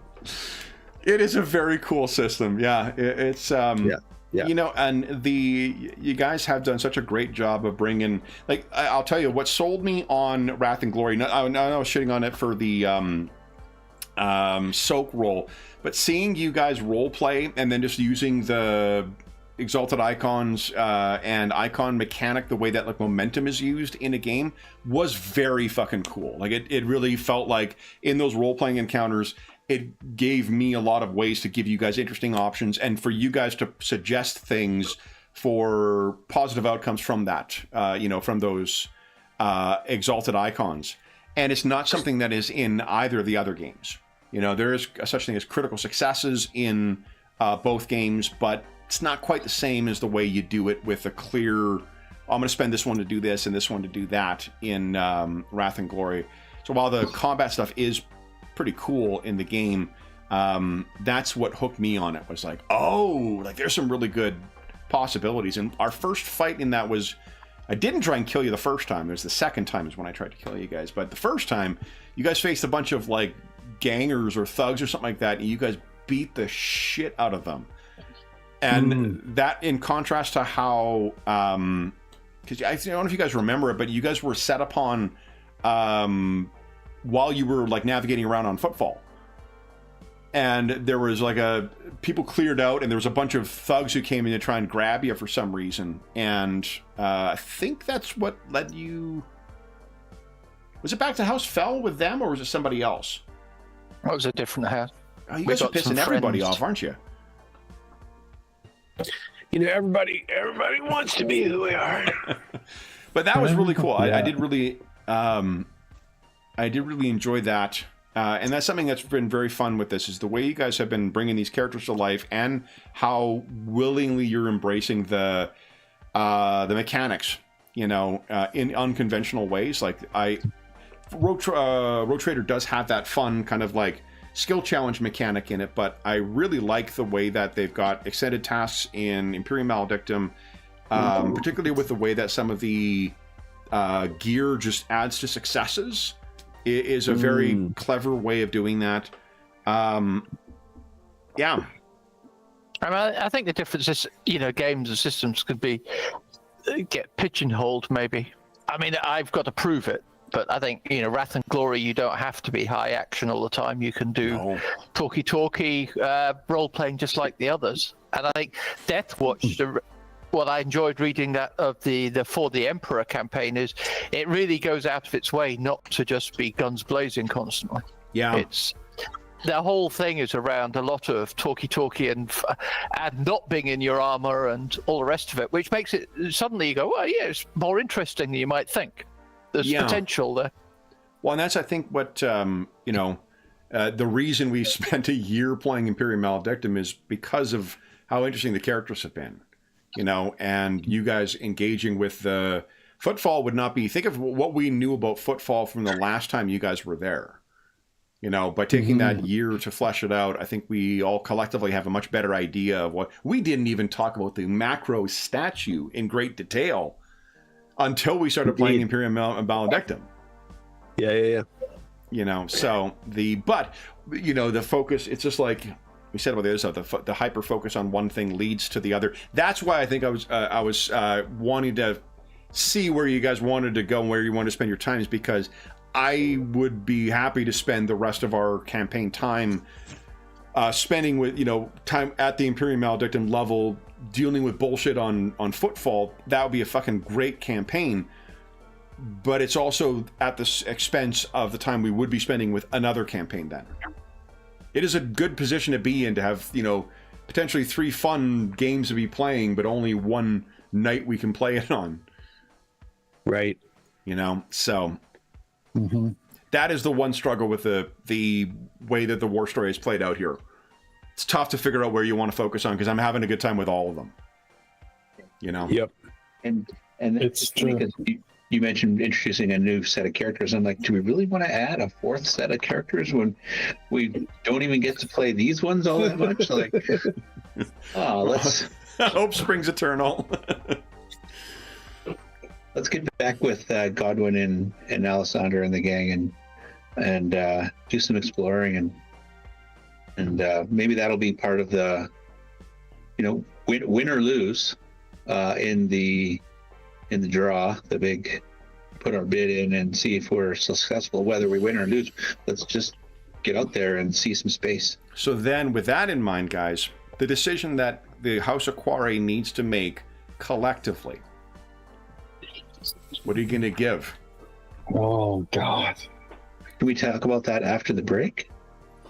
I'm not sure we're going to spend the rest of the... you know what? Let's take a break. Yeah, we're all old men. I just need to fill my drink, that's all. Yeah, me as well. All right, so why don't we'll take a 5-minute break. For those listening at home, we'll be back in about 5 minutes.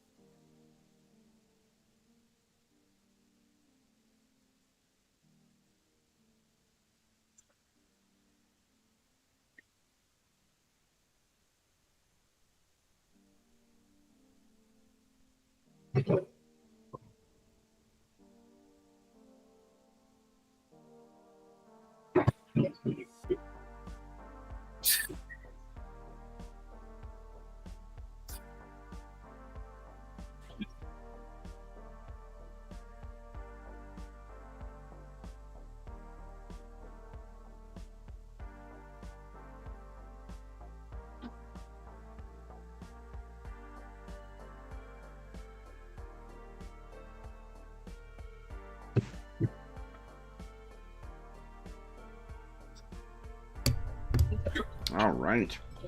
Hey, everybody at home. Hope you guys are having an excellent weekend thus far.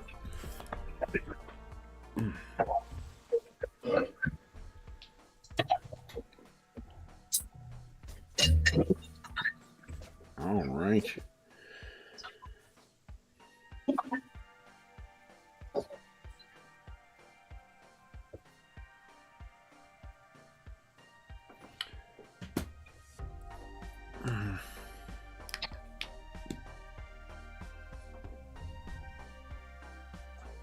What would Alessandra's vote be for what you do?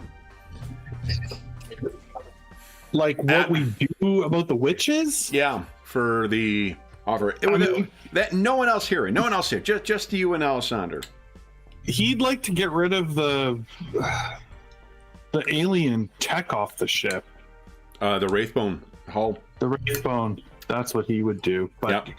he knows that that's not a popular opinion, so he's not suggested it. Yep. At That's least understandable. not very like, you know, he knows that's unpopular of an idea, and so he'll just leave that there. Yeah. But I do think that is what he would do if it was just his decision. Mm-hmm. The other thing is too, because the other thing we have is I don't remember what it's called. The thing we retrieved, that has the grandfather's information in it. Or not the grandfather's information, but the thing we retrieved off the ship. The Aquila and the Aquila, Nemelith. yeah. The Aquila Nemelith.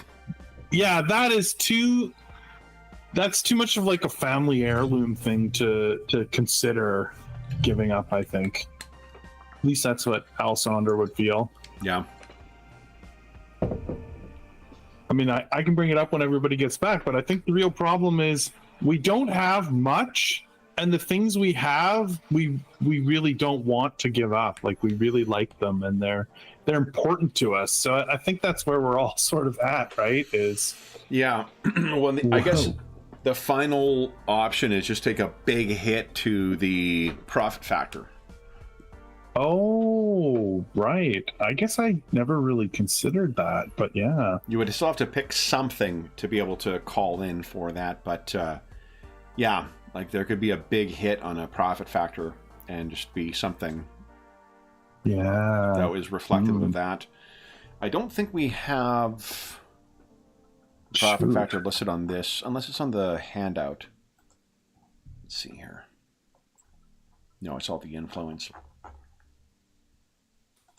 Right.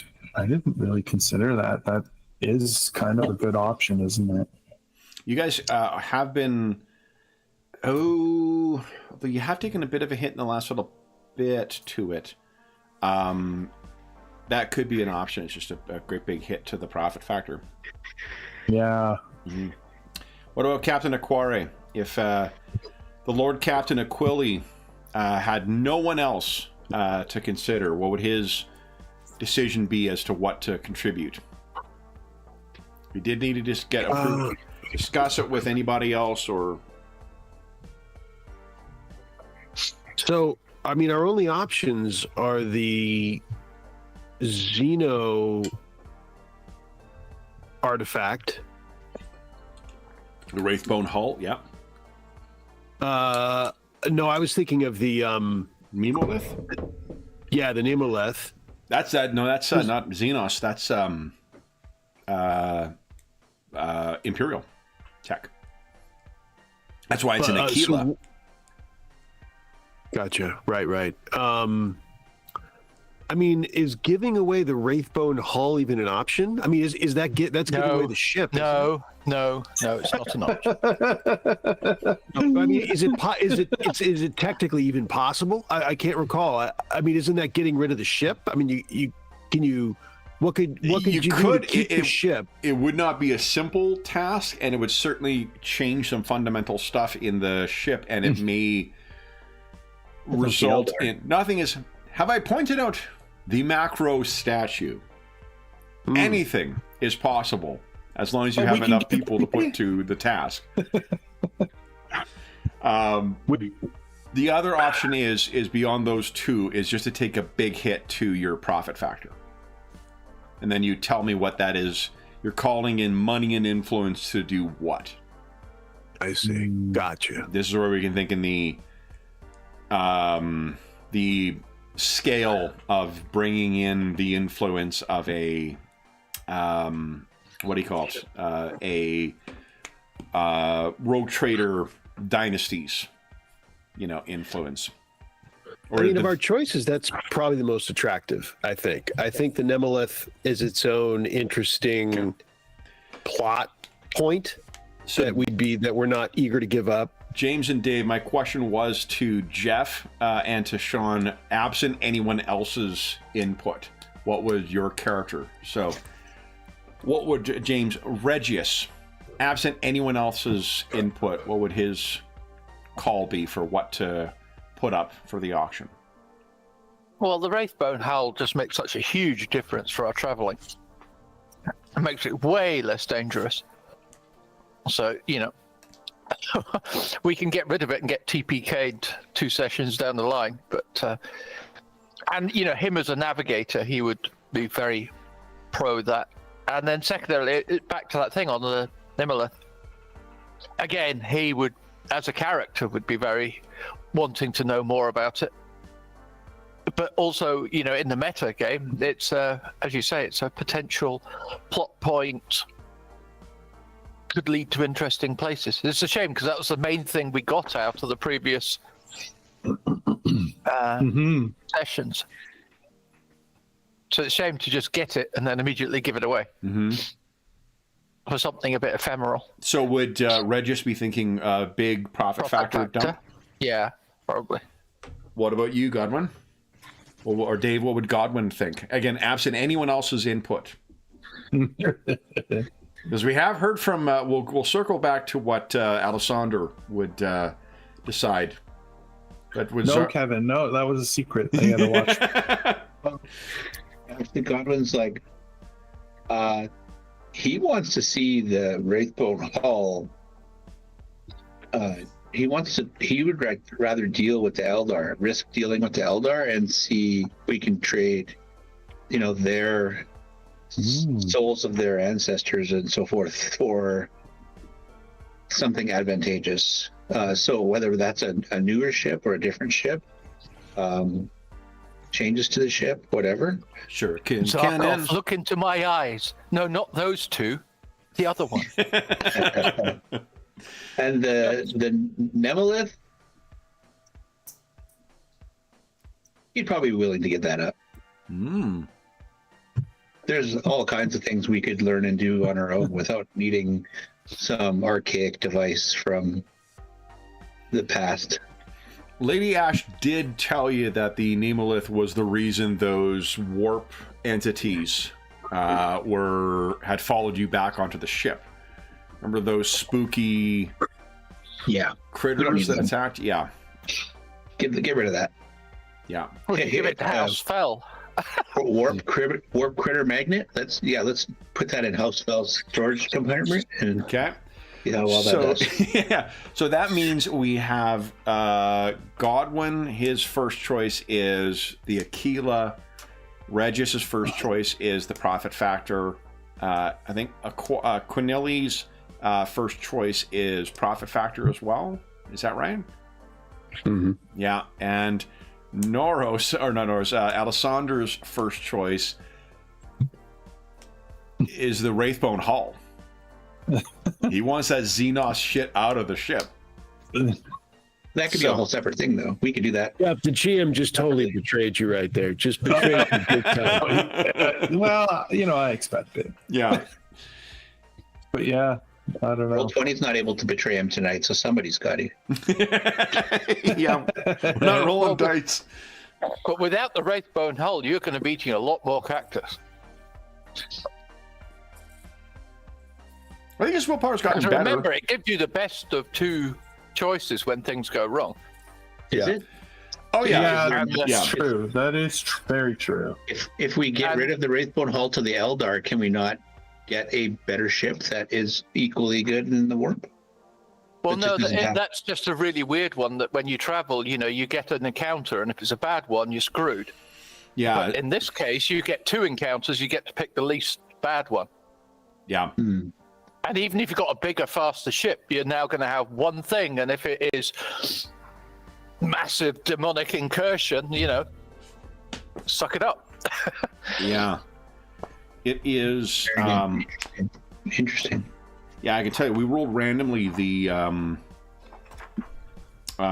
history and the sort of elements of the Mortis Probati before we started the game, and that was one of the random ones that came up. Was the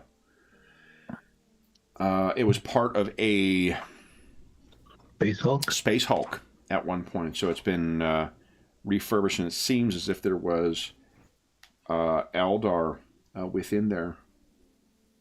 And where was it here? I'm trying to remember the name of the component. There we go.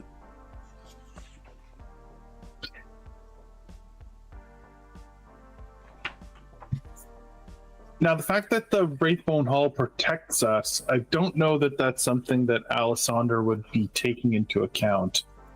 That's something Jeff would know, but not something that Alessander would necessarily know. Mm-hmm. He just doesn't like that our ship has Xenos tech built into it. Sorry, it was just... the Warpsbane hull is what it has. So oh, okay. the reason I mention that is it is technically something you could get on a new ship. It is something, but the way it's described for these ones is the entire hull of the ship is covered in silver hand-inscribed hexagrammic wards, which reinforce the gutter field. Projected from a 50-meter statue of an Imperial Saint located just forward of the bridge. Mm. You guys don't have that. You guys have the Wraithbone hull that our Lord Captain gets, stripped down and stands in front of the hull for. I don't know. Is everyone aware of that? They might be aware of that. I don't think anyone is aware of that yet. I don't think you made it. They haven't really earned their way to that. Let's put it that way. They haven't earned their way. You did share, though, that you've been hearing voices about someone. Because remember, someone woke you up to save your life from your seneschal. Because that seneschal was going to murder you in your sleep. I can't remember his name. Not a butler. A butler? Yeah. Like, no, butler-ish. I think you have butlers in every campaign, don't you? I just assume that's the way. I should. We just have not yet met your dwarven butler yet. Should. Yeah. Yeah, there are alternatives. I guess we would never. I'm not sure we'd have survived that 9-month-long journey without that hull. Right. So I think right. we'd need the Imperial equivalent if we went another way. There is also the story. I don't know. I mean, Regis also has that like xenophilia. So probably digs having the Wraithbone, elf Exactly. ghosts. Let's give away the Xeno things. Yeah, well, let's not. Yeah. No, and I did preface it that Alessander knows it's not a popular idea to get rid of it. So yeah, he wouldn't bring it up. He wouldn't push for it, that's for sure. absolutely. Yeah. Yeah. All right, so we have a course of action then. You guys are taking a big hit to the pocketbook. What do you think it is that you're going to offer then? That could be a deed to a planet that you have control over. It could be control over a sector of trade. Could be some strange thing that your family owes. The Souls of House Feld. That will take some work first. The deed sounds interesting. If we had something more, we'd have to come up with why that's interesting. of something we owned out in the Expanse. It wouldn't be in the Koronus Expanse. It would likely be elsewhere. Okay. Because you guys are only relatively new here, and the stuff that you have found of value in the Expanse thus far, you don't want to part with. So perhaps there is a Manufactorum world, a Forge world, perhaps that you have influence over. Perhaps there is a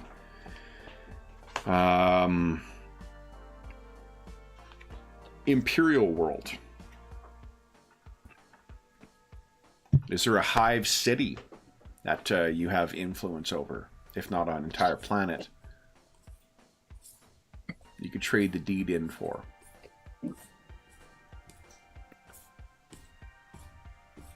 What do you think the Aquare would have influence over outside of here that you would be able to call favors in from the family?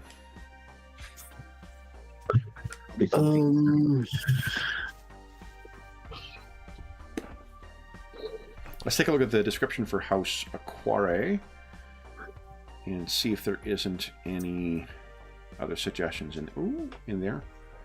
I think it might be Into the Storm. Oh no, here we go. 321. It's a great core rule book, the Rogue Trader one. Yeah, there's a lot in there. There's a lot of stuff in here. Okay. Or, even access to something, it would have to be pretty good. It's not going to be access. You're giving up something. For sure, it has to be that. Letting someone borrow your whatever for the weekend is not going to be sufficient here. So, let me grab... Letting them borrow your closet. No, Godwin. Weekend with Godwin would make a great movie.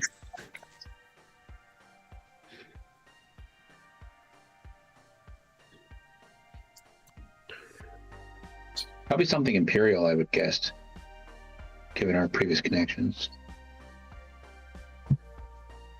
Yeah.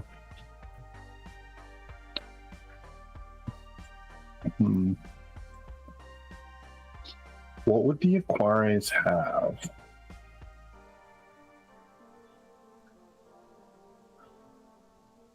That really is the question.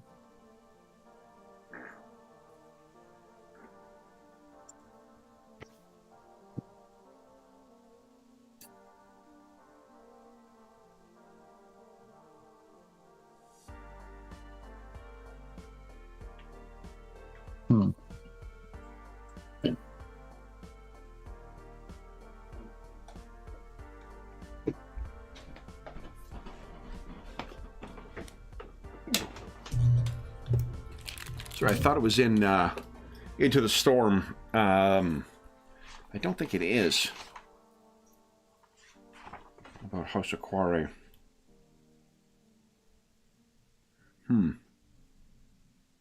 What do you guys think? That's right. Did you come up with something in my absence? Not really, no. Okay. I mean, I wonder if we could purchase Xenos that they'd be interested in. A cold trade item too comes to mind. What do you think that might be?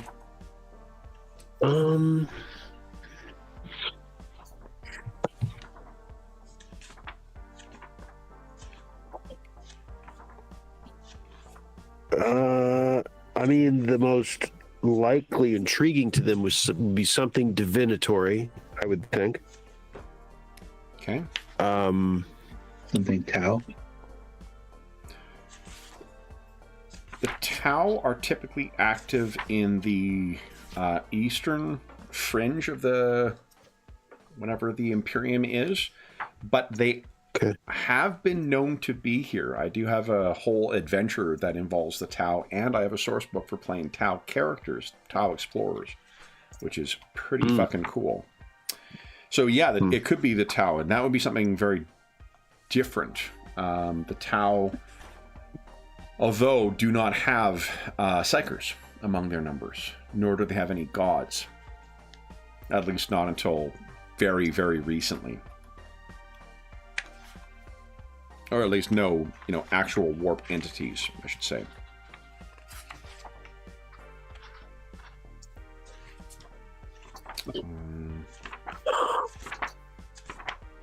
I mean, go ahead, Sean.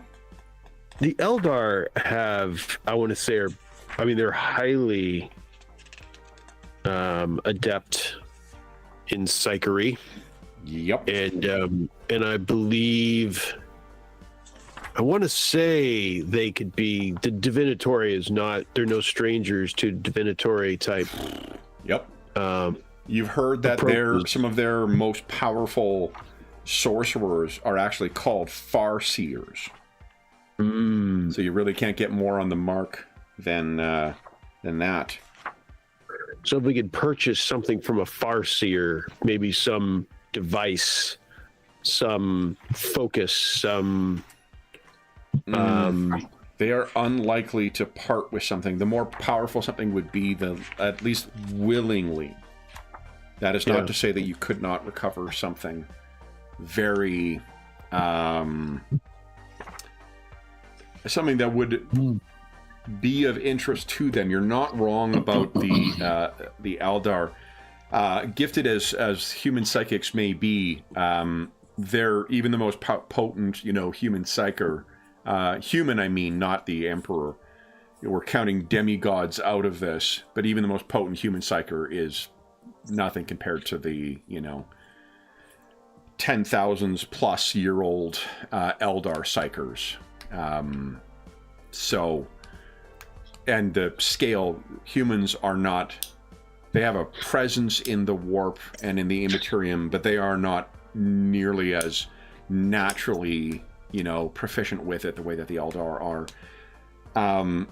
Which is to say that you could definitely try and buy something, because there are Eldar artifacts out in the Koronus Expanse, and that could just be the reflection of what you're sinking your money into. It just would mean... That was what I was thinking. Okay. So you would just mean... Yeah, we're just buying one out there on the market, that someone's got and is willing to part with for a hefty fee. Okay. Anyone else? Does that seem a good angle?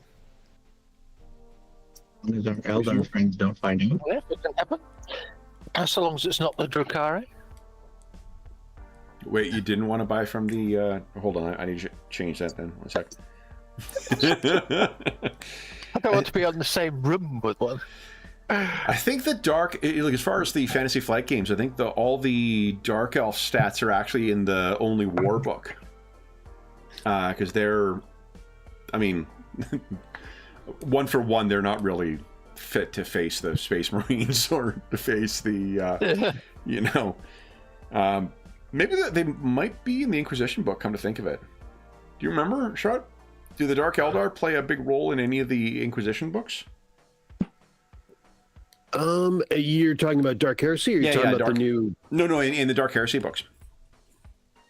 Yeah. You know what, though? But I think... What is it? The Rogue Trader has a big book, right? Don't they have its own book in Rogue Trader? No, the Rogue Trader, there is a player character, Drukhari, in Rogue Trader, yeah. I think it's a web supplement, though, in the same way that the Tau are, but, you know what? No, I think you're right. I think there is, it's in one of the adventures, but they're not they're not a, maybe they are. Is it Into the Storm? Hold on. Gosh, what am I? I guess. A Drukhari player character. No, the Dark Kin? There is a Dark Elf player character in one of the Rogue Trader books, not in Into the Storm. Into the Storm has the Kroot and the orcs. So there's the Soul Reaver companion called the Dark Kin. Yeah. That's an adventure as well. Anyway, then that'll be what, if you want to sync, the other option would be just, you could rely on Regius's, it's a matter of him picking out something and then parting with it. But Regius does have a great deal of expertise about Xenos tech. Yeah, so long as we get more Xenos tech, just don't want to give up.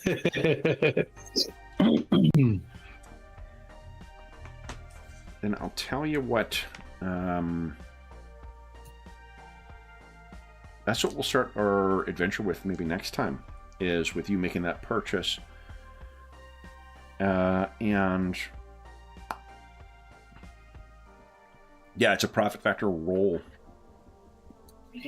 Oh no, it's a commerce test for that'll judge how successful your thing is, and then you get bonuses for every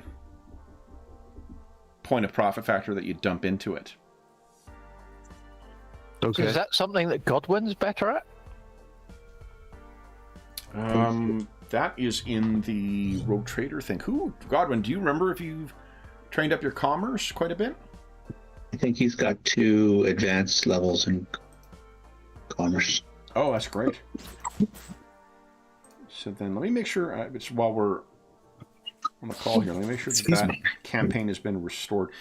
Roll20 is doing that fucking irritating thing now where they archive games if you don't play them within a month.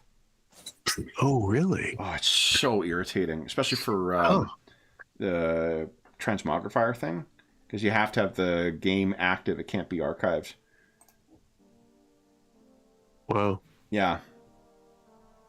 Kind of surprised they don't let you set that somewhere. I mean, like maybe I'm missing it, and maybe there is somewhere to set it. But all I know is just it's really. Yeah, see it. No, yeah, I got to restore the game. It's incredible. I got 21 pages of games in Roll20, and I get to page 2, and they start being archived. Oh wow. Yeah. It means like it's really a trivial thing to get it restored, but for one, it means players can't go into it unless you restore it, and 2, you can't transmogrify from those archived games. And it means that your transmogrifier function is pretty much, it's not that it's useless, but it's a lot fucking harder and less convenient than what it used to be like, where you could just easily grab stuff from any game you wanted. Right. You know, so okay, I'm just going. So the Rogue Trader game has been restored. While we're here, are there things we need to transmogrify over? The faction list, I imagine we want to update. Let's see here. No, not Alessander. Godwin.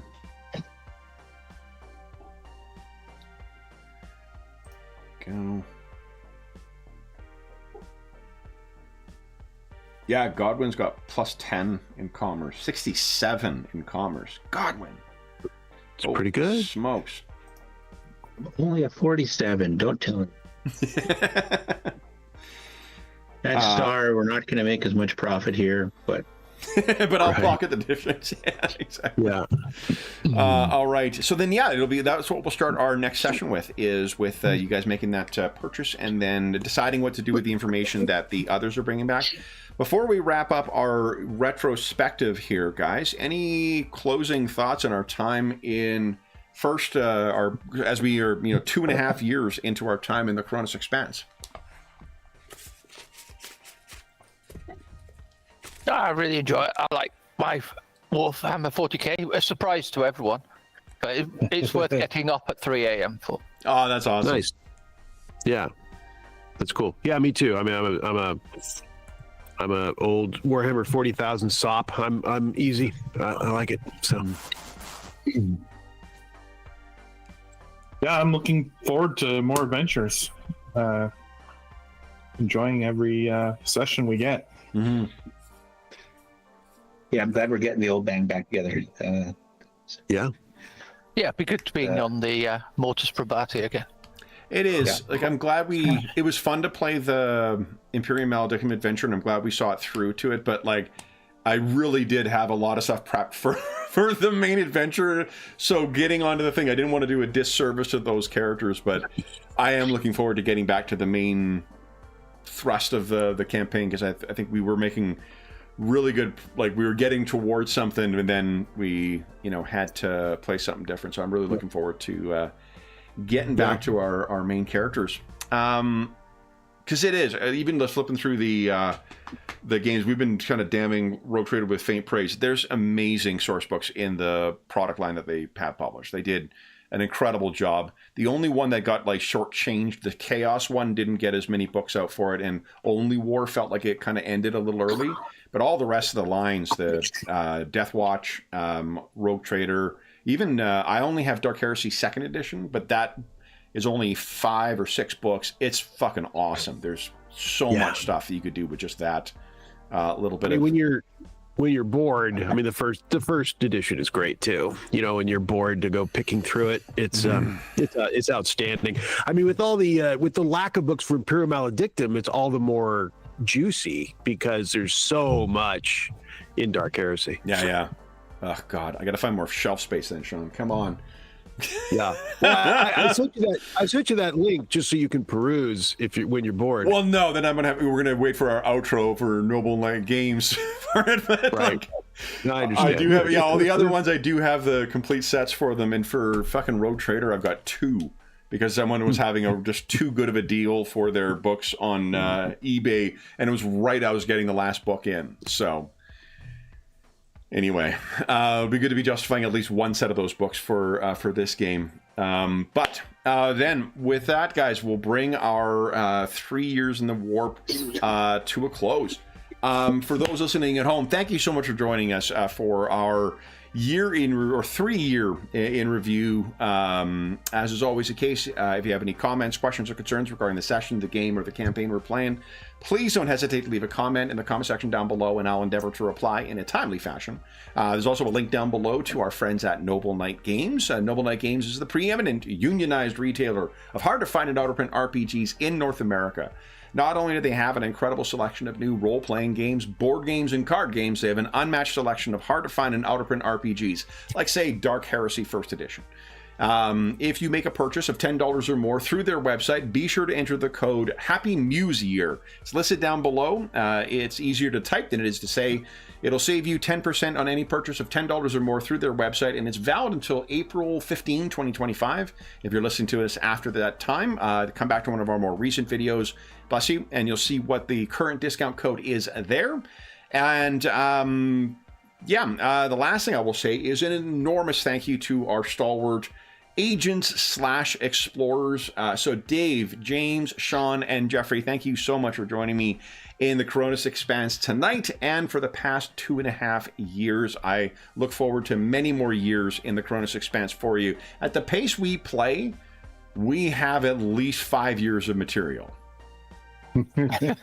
So hope you don't have plans for the foreseeable future every second Friday. So we will be back in the Koronus Expanse with the main crew in 2 weeks' time. But until then, we hope that we gave you a few hours to take your mind off the troubles of our world and think about the troubles that our explorers/agents have encountered over these past 2.5 years. And until we see you again, stay safe, stay healthy, and happy gaming.